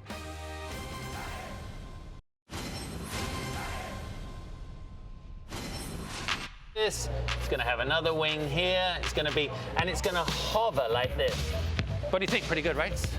Well, there's a reason behind this. Of course, here at Mazda Raceway Laguna Seca this weekend, everyone has got the goal on how they're going to win this race. But Le Mans, that's just a few short weeks away, so there's a lot of attention on that too. But Michelin, in a partnership with the ACO, are looking way into the future with what they're calling Le Mans 2030, designed for the win. Now, can you imagine what will the cars be like we drive then? What will the technology be? Will they even have drivers? What kind of tires will they run on? What will be the power source? Well, and the imagination is your only limit. And this time, you can get involved. You go online, you register, and you submit your entry. What will the Le Mans winning car of the future look like? Hopefully not like that. Anyway, we're looking forward to seeing what you come up with. Bib, can you even draw? Who knew? Justin speaks bib. Pretty cool, and the grand prize winner will be Michelin's guest at the 2017 Le Mans 24-hour race. So if you haven't been there, put it on your bucket list, everyone. It is an amazing event, and one that all of these GTLM teams, well, not all of them, but certainly some of the key ones, are gearing up for next month. We ride on board with the number 25, Bill Oberlin, for the BMW Rahal Letterman Lanigan and IHG Rewards Club M6. Currently is back in the order just a little bit, but is split between the two Porsches. There is your race leader, and Oz Negri has that margin up to over 15 seconds right now, Cal. Yeah, and this could be a big day for Mike Shank Racing, and boy, do they deserve it. I mean, they dig so deep. I mean, last year they just had so many problems and incidents and big crash damage. Came out of the box strong this year with this new 3.5-liter HPD engine. Huge support from Steve Erickson and everyone at Honda. And this would be a big day for this group. Remember, ESM won with this power plant at Daytona and Sebring. So if they could pull this one off, what a start to the year for Honda. And who at the start of this race would have ever thought the 90 would be leading at some point and running a very competitive second? That's why you can never give up. You just never know what's going to happen. They, didn't make the pre-grid cutoff time. They had to start from pit lane. There's then a rule in place that Brian explained where if you're tight on fuel, you start from pit lane, you have to do a drive-through so you don't gain an advantage. So that was kind of a penalty on top of a penalty. They had to dig their way through all of the GTLM cars, and then suddenly we saw all of these issues with cars hitting each other, and they just took advantage, and now they've got a pretty strong car on race day as well. Yeah, all after no pace in practice or qualifying. I mean, a great rebound for that team. Curran keeps the number 31 Wheelan machine in third. You go back to GT Le Mans, it's the two Ford GTs which have yet to make their stops. 66 of Joey Hand, the 67 of Richard Westbrook. Third is the number 3 Corvette of Antonio Garcia. Then the pole-sitting Scuderia Corsa Ferrari, now in the hands of Alessandro Pierguidi, the number 68. We're looking at Mark Goossens running in P2 right now, position 2. Not to confuse you, he's in a DP in position 2. Defending race champions from that team with Valiente and Richard Westbrook last year, and they won in 2012 as well. And his teammate had to fight hard, Brian. What has he got to say as they're running second?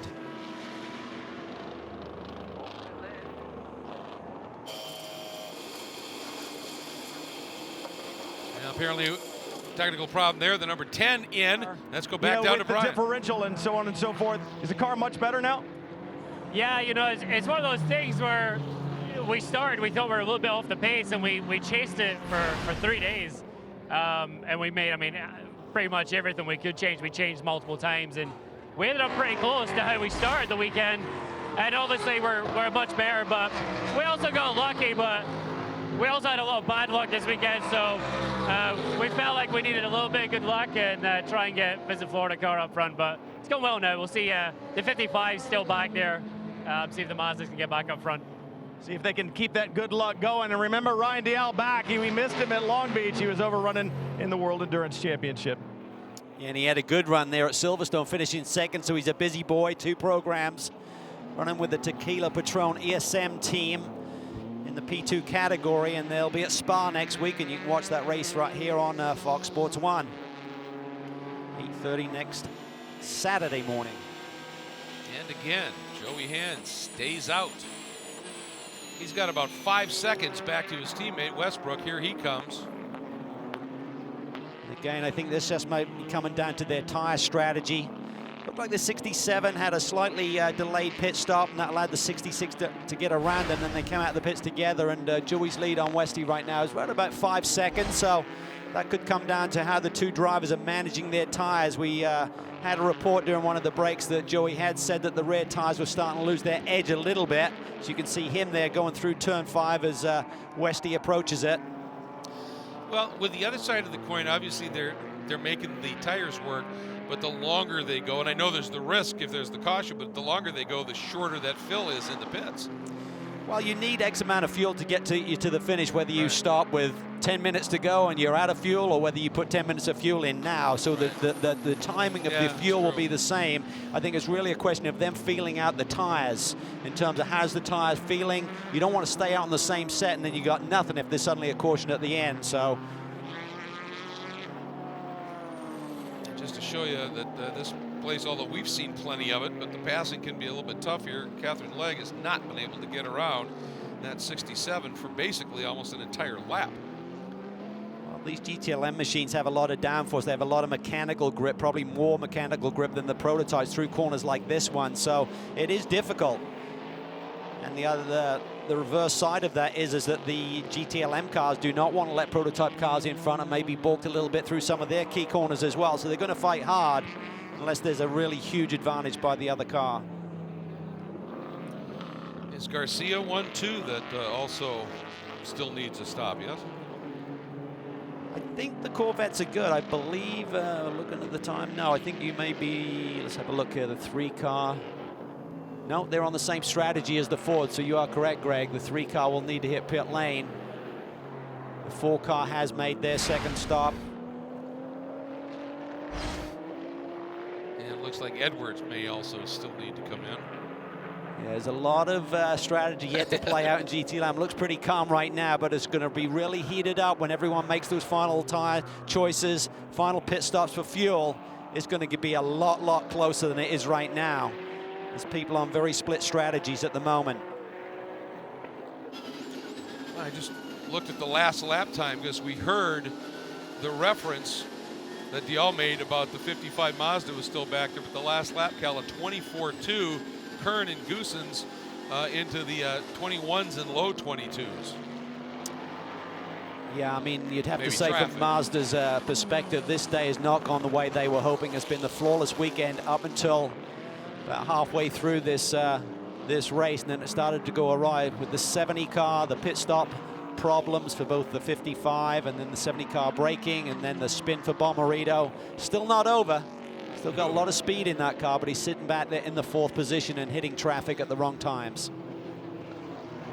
Having a look there, the number 62, Fisichella, right behind him, the 100 of John Edwards that we were talking about. Yeah, Edwards won this race last year with he and his teammate Lucas Lur.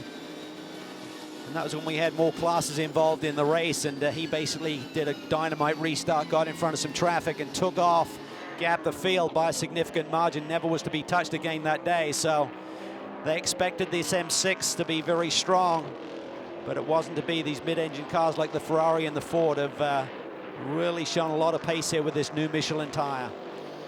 Yeah, and I would think for Edwards, as you pointed out, even though struggling with the new tire, they're seeing at least some speed after what was an absolutely abysmal Long Beach race for them.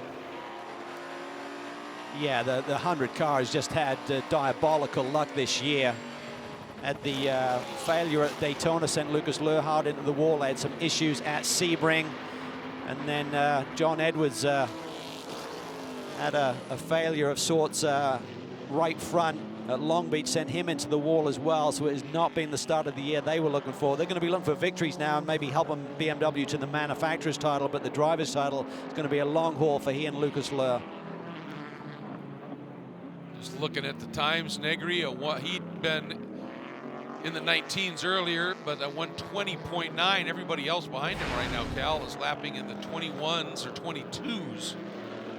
Yeah, he's looking comfortable, and this is going to be a long 24 minutes for Mike Shank, because it always seems to be the case of they think they've got it handled and then something seems to go wrong. But right now is smooth sailing. He's got a nice margin. He can take his time in traffic. Oz is certainly one of the more aggressive guys who really goes for it. But right now he can take his time with some of these GT cars and not force the issue too much. It's a nice margin to have. Just find your groove. Don't back off too much. Stay in rhythm with the track and your car. Looking at the times as we've been watching Fisichella, and he has been consistently lapping in the mid-126s, as really have the Ford GTs, Garcia. Fastest guy out there in that last lap was Pierre Guidi in the Scuderia car at a 125.5. I guess Makowiecki pipped him with a 24.7. So everybody in that window, as you would expect. Eric Cohen here in the third position right now in the prototype class. The Whelen Team Fox Corvette DP done a really great job here this weekend. Certainly been up to the task. If he can just hang on here with this podium run, that will give he and Dane Cameron the lead in the championship tonight, but he's going to have to keep digging deep, because here comes Jonathan Bomarito. He's about 10 seconds behind right now on the last cross across the stripe. Every position is crucial over the long season.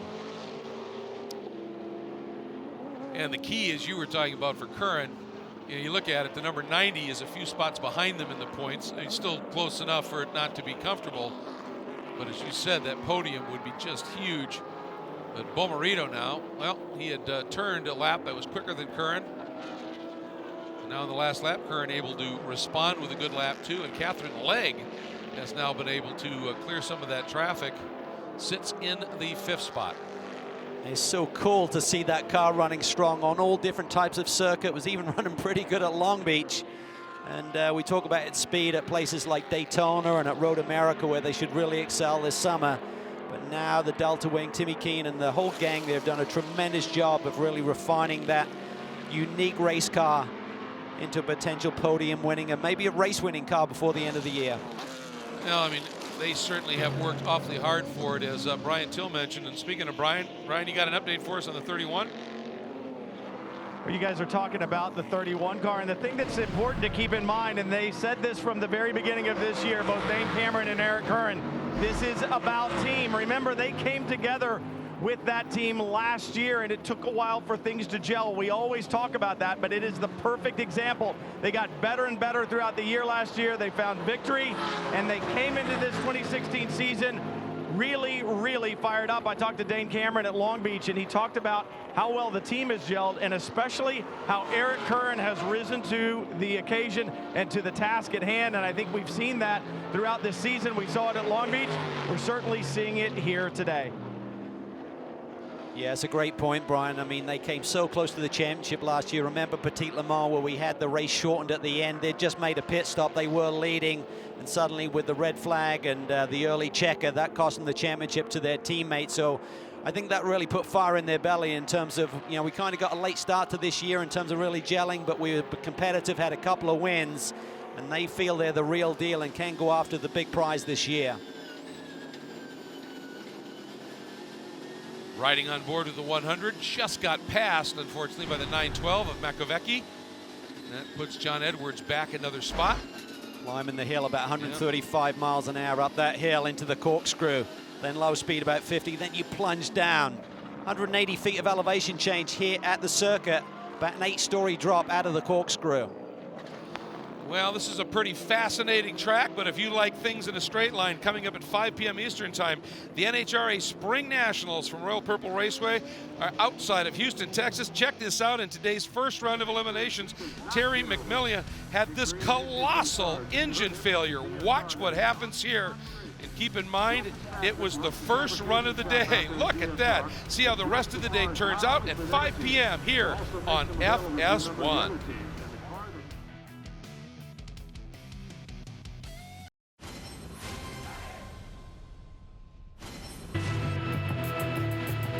I'm standing in front of the number 4 racing Corvette, of course, winner of the last 3 big Triple Crown events. And preparation, Chuck, is obviously key, but so is strategy. What are the keys to strategy success for Corvette racing? So the keys for us really are preparation.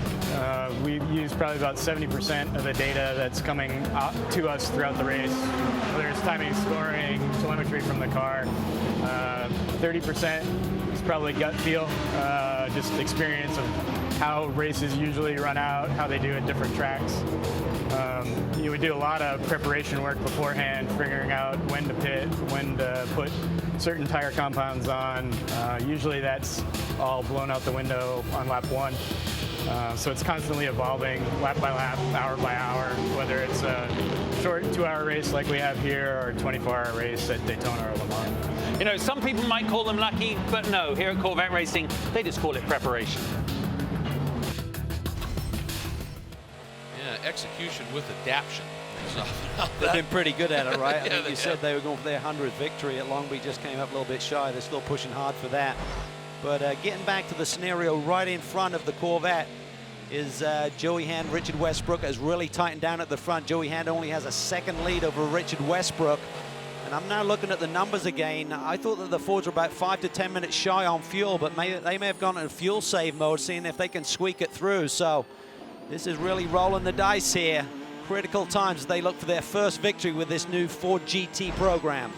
Garcia some 14 seconds back. Oh, He look might at be Westy. that too. Westy is Westy's coming. Does Joey Hand have a problem? He has lost about a 5-second lead, and Westy just smokes him down into the brake zone. That was no contest there. Joey Hand has definitely lost some pace here in this number 66. Is it tire deg, or is there some kind of other issue going on as Richard Westbrook, who won here last year in the prototype category and overall, takes the Ford number 67 to the lead? Yeah, they both stopped on the same lap, Cal, so it's not a fuel issue in terms of... Joey, look at that. Joey's just being struggling. gapped quickly. Yeah. Remember, if you're just joining us, that black Corvette DP from Wayne Taylor Racing down a couple of laps after an early off with the number 5.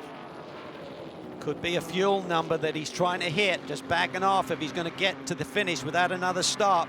But meanwhile, up front, JB, has been a great day for Mike Shank Racing. Can they pull it off?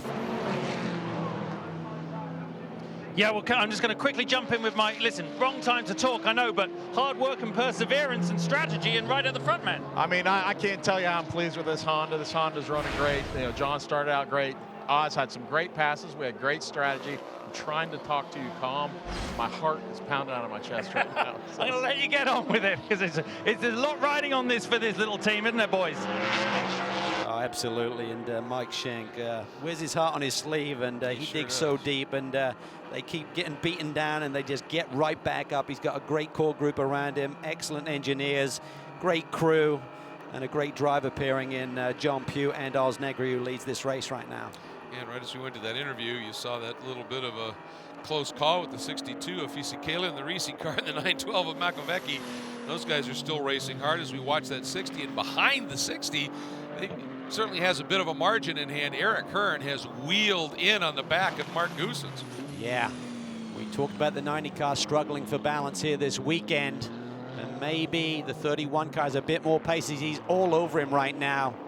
And again, the big question mark is right there. The 2nd place runner in GTLM, Joey Hand, does he have come? Oh, look at this. Curran gets a run. He gets a run. He goes to the inside for turn 6. Goose blocks him. He covers him. Wow. That was tight. I think the fact when we saw that shot, he covered him by a couple of car lengths. I think Eric had to get out of the gas. And if he did, it's impressive that he didn't lose more than he did right there. But clearly, Eric has some serious pace right now. He does. The Goose was having none of that, though. He's not going to make it easy. That is for sure. Yeah, and these two, most assuredly, not teammates. They both run Corvette DPs, but... There's fierce competition amongst those camps with Wayne Taylor Racing, Action Express, and the Visit Florida group as well, of course, all running very similar cars. Coyotes right now with these two. Wayne Taylor Racing runs the Dallara chassis underneath the Corvette bodywork. Look at this, look at the run. Goose tries to wait and get the momentum.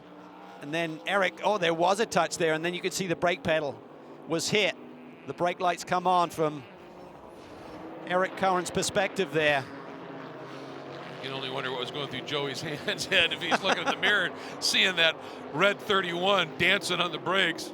And I've got enough drama going on. I don't need any part of this. Boy, Curran's so quick at this part of the track, though. Yeah, he really is.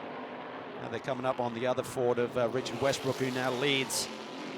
What a day it would be for Ford if they can get their debut victory with this Ford GT program. Knocked on the door of a podium in their WEC debut at Silverstone a few weeks ago. But the competitiveness this weekend has been at another level. Coming up on 10 minutes to go.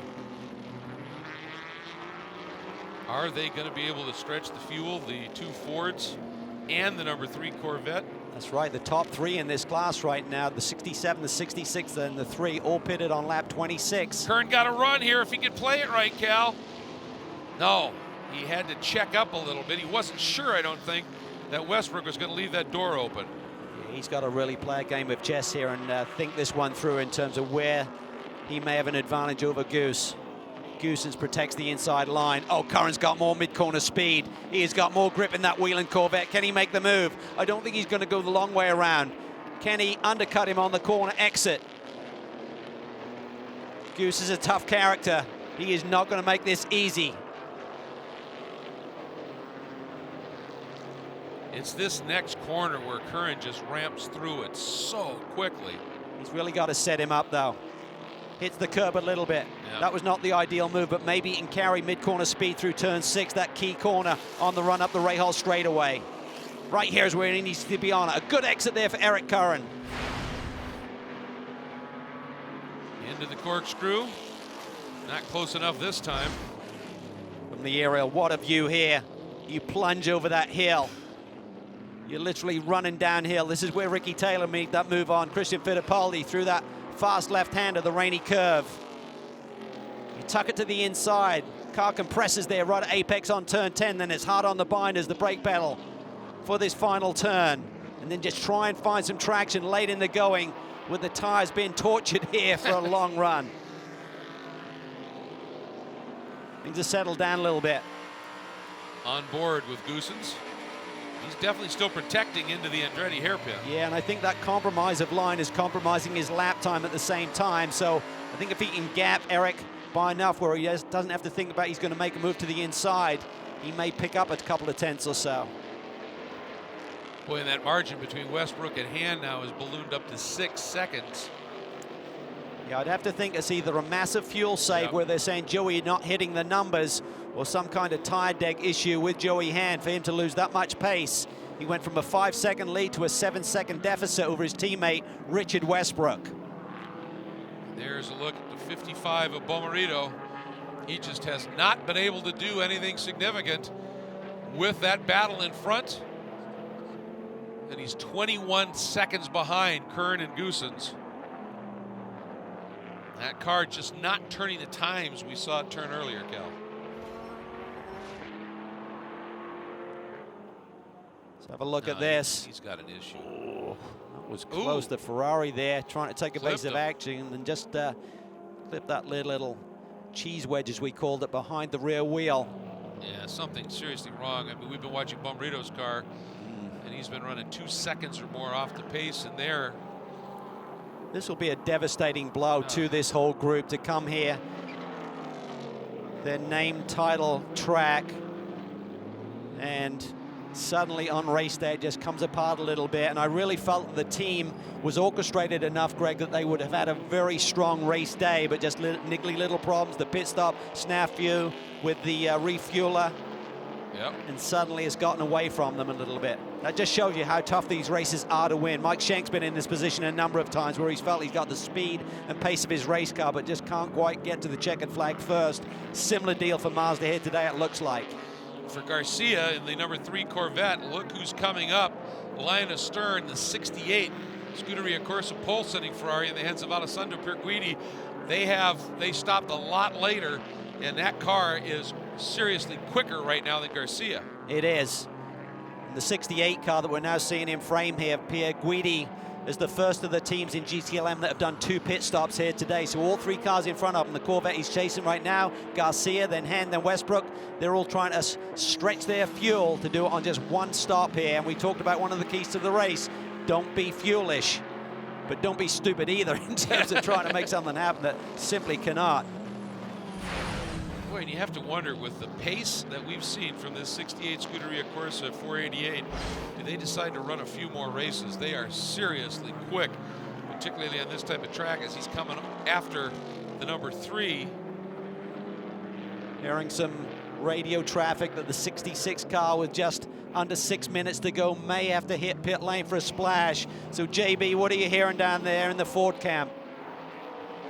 Well, no, they are in, Calvin. The 66 came in literally, that is 2 seconds of fuel, Calvin. As they make the perfect stop. The pressure was on that refueler at that pit stop. And that has to be why Joey Hand lost so much pace.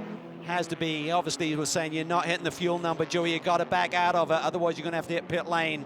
And it didn't work either way. In some respects, if it was what he was doing, he'd have been better to stay in the gas, try and stretch a bit more of a gap, and maybe come out in a slightly better track position. So it's all gone wrong for the 66. Now the question is, can the 67 hang on? Yeah, and it looks as though, well, I'm going to have to see. I think he got out in front still of Garcia and Pirguidi. So whether Joey can manage that, here is the battle between Ali Gavin and a fast closing number 911, I believe, of Patrick Pellet. They've been on the kind of the yo-yo ride today. Gavin's certainly feeling the pressure, and Porsche versus Corvette. Could we see any more? What do you get when you mix yellow and white anyway? What color does it come out as? A lighter yellow?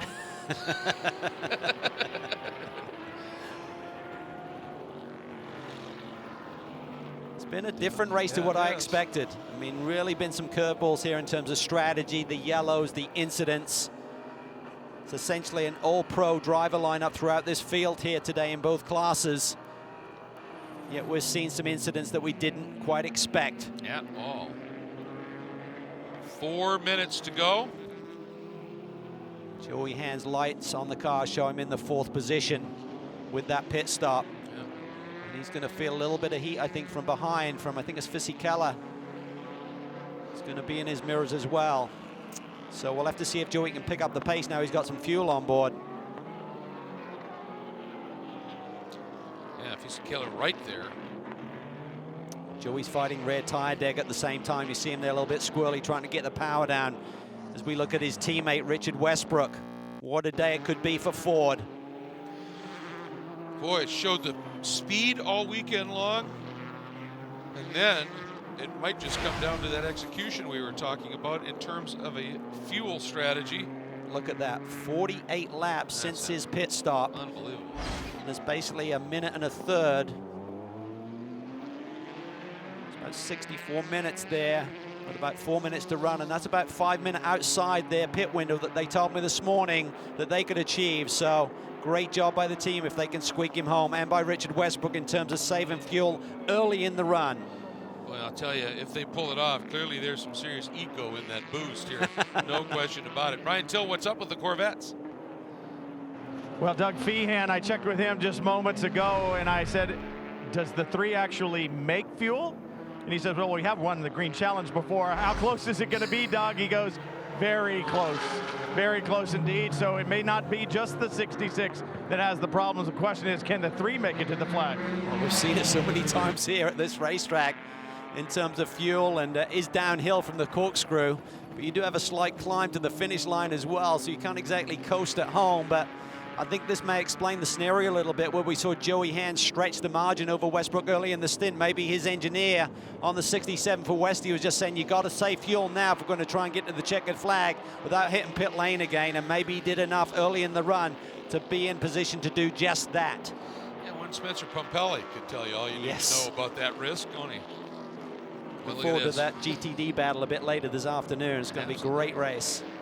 Boy, Kern hunting again. Oh, he's pushing hard. He is pushing hard. He has got more speed in his Whelen Corvette than the Goose has at the moment.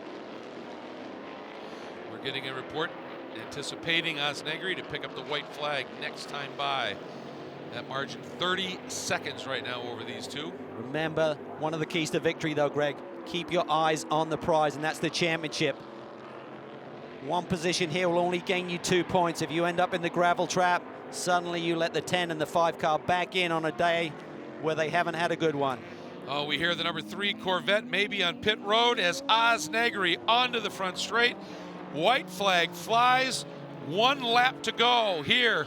The Continental Tire Monterey Grand Prix powered by Mazda, and it is Negri on his final lap, Cal. Well, it's just been serene, and I think the real key was that car come to life early in the stint. Mike Shank told me, he said, we've been working really hard to get these front tires up to temperature early in the run, and Negri had pace, he had speed right after the restarts, Greg. Well, you know what? I mean, John Pugh has had some tough moments earlier in this season, but boy, he was brilliant, really, in the opening stint he put in, too. He was, and it's going to be a big couple of months for Mike Shank Racing. They're not going to compete at Detroit as they prepare for Le Mans, where they're going to run with Oak Racing with one of their Ligier chassis. And they're going to go over, do some testing. But here's Westy. He's going to have 1 more lap to go. Does he have enough fuel in this 67 car to get his first victory for Chip Ganassi Racing and Ford? Well, if they do, what a tune-up for them going to Le Mans on a very special anniversary for that event. And have 4 cars history, competing there. Unbelievable. Celebrating the 50th anniversary of their brilliant win back in '66. And here we go. The number 60, Osnegri. Final corner onto the front straight. Mike Shank Racing, Honda and Ligier win it at Monterey. What a race. And look at that. The heart can stop trying to pop out of Mike's chest. It can calm down just a little bit. Wow, congratulations Phenomenal. to that man and that whole group. They worked so hard. This is a big, big win for that team. And awesome now, stuff. That is your leader in GT Le Mans, the number 67, the Ford GT. And here we go. Curran not quite able to do it. An amazing rebound for the number 90 Visit Florida Corvette DP team, Cal, to bring it home in second. Again, we just wouldn't have thought that. And Curran and Cameron, big picture view. Yeah, they'll have the championship lead here tonight. Now the only question mark left is, does the 67 car have enough fuel in the tank to get Westy to the line and get their first win of the year? What a story this is as they head into the month of June and Le Mans. And he heads into the final turn, turn 11, onto the front straight, gently rolls into the throttle, and here it is, the first win, the Ford GT at Monterey, bringing it home with a great win, a strategy play, and great speed. And we've seen the speed before, but today, Cal, it came together. It really did. There you can see Mike Hull up there, general manager for the whole Ganassi organization, and he would have been a key player in that, but great call in terms of getting the fuel save done early in the run and gets Westbrook and Ryan Briscoe their first win on the year. And Pierre Guidi able to come through for a second place finish. Makovecki third. Garcia did pit late, and Mike Shank delighted. And we're going to hear from his driver when we come back.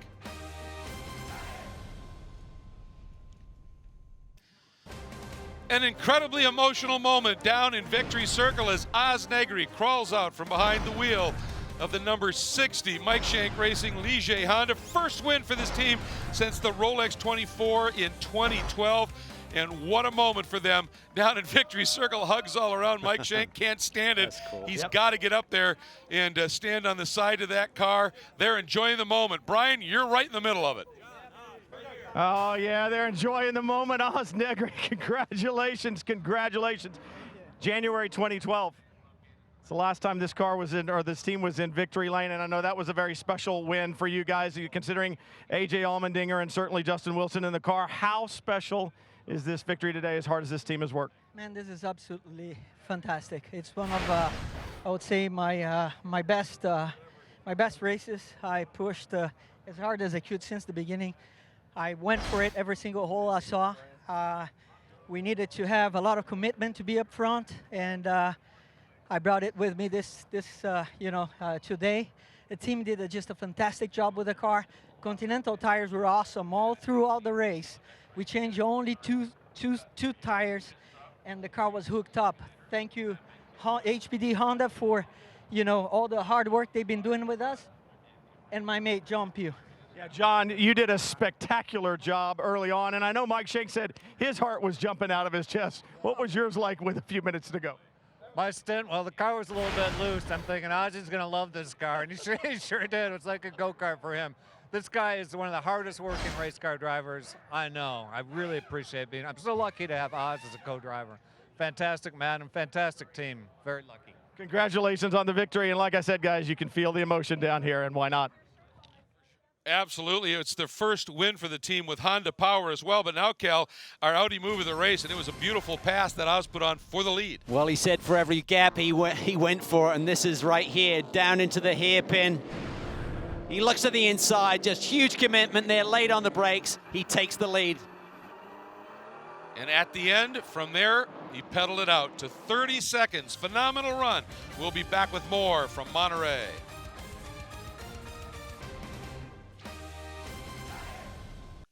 Welcome back to the Continental Tire Monterey Grand Prix, powered by Mazda. As things have settled in here and we are settling into Victory Circle, we're going to take a look now at our BMW race results. And there you see it, the number 60, the win over Goossens and Dial, and that great battle they had with the number 31. But Westbrook and Briscoe, first win for the Ford, Cal. That's huge. It is huge, and disappointing day for Mazda. I mean, they'd shown so much strength here this weekend. It just went wrong for them in race conditions. So we're going to head down to Justin Bell, who is with our winning drivers. JB? Yeah, and what a weekend. Ryan Briscoe, Richard Westbrook. Richie, you just got out of the car. I mean, it was a hard-fought race, but I don't know if anyone, what you expected, but how nice to have a win this early in the season. Amazing, and something that we didn't expect. And, a result that the crew thoroughly deserved. The 3 or 4 months that they've been slugging away, getting us to where we are now. I mean, that's for them. It really is. And last race before Le Mans, so nice timing as well. How long, Ryan, you're watching there. Obviously, the fuel was a big issue. You were saving fuel all the way right to the end, I imagine. But for you, just as nail-biting. It was. I mean, honestly, it was a fuel-saving race from the start because we wanted to do it on one stop. But when he got in, we were definitely out of the window. And the numbers he was making was just unbelievable. I never thought we'd be able to do that. And I think it actually helped look after the tyres, and his pace was just as good as anyone's at the end. So phenomenal result. Brilliant. Of course, Le Mans next. I'm going to quickly spin around. A man who this is not a logo, it's a monogram. Henry, lovely to see you. You've been here all weekend in the pit box. Yes. Great result for the family and for the company. Yeah, well, just fantastic. I mean, those last couple laps, my hand was shaking. I think I was so nervous. But great race. Team did a phenomenal job. We're so excited. We're thrilled. Great day for Ford. Brian, everyone is excited here. What have you got now?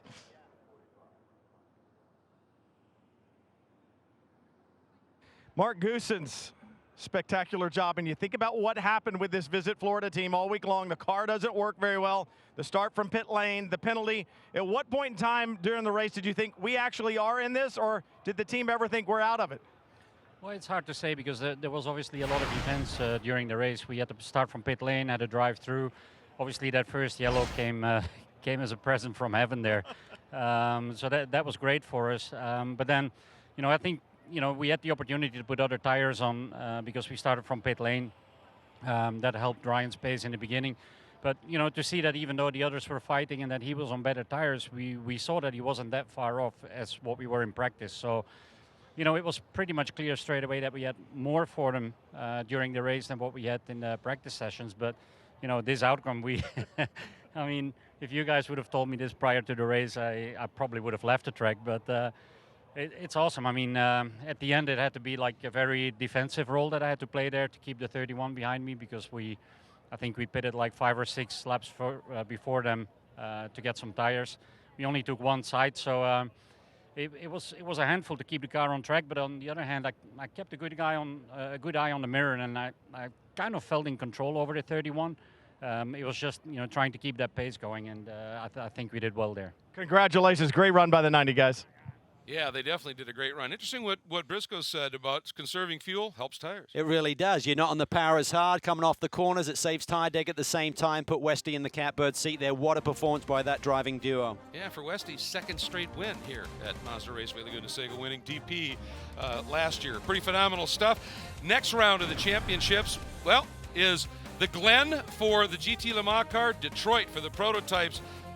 Make sure you tune in, and we'll see you later this afternoon on Fox Sports 2 for the second of the races. Stay put. We'll see you in a few hours.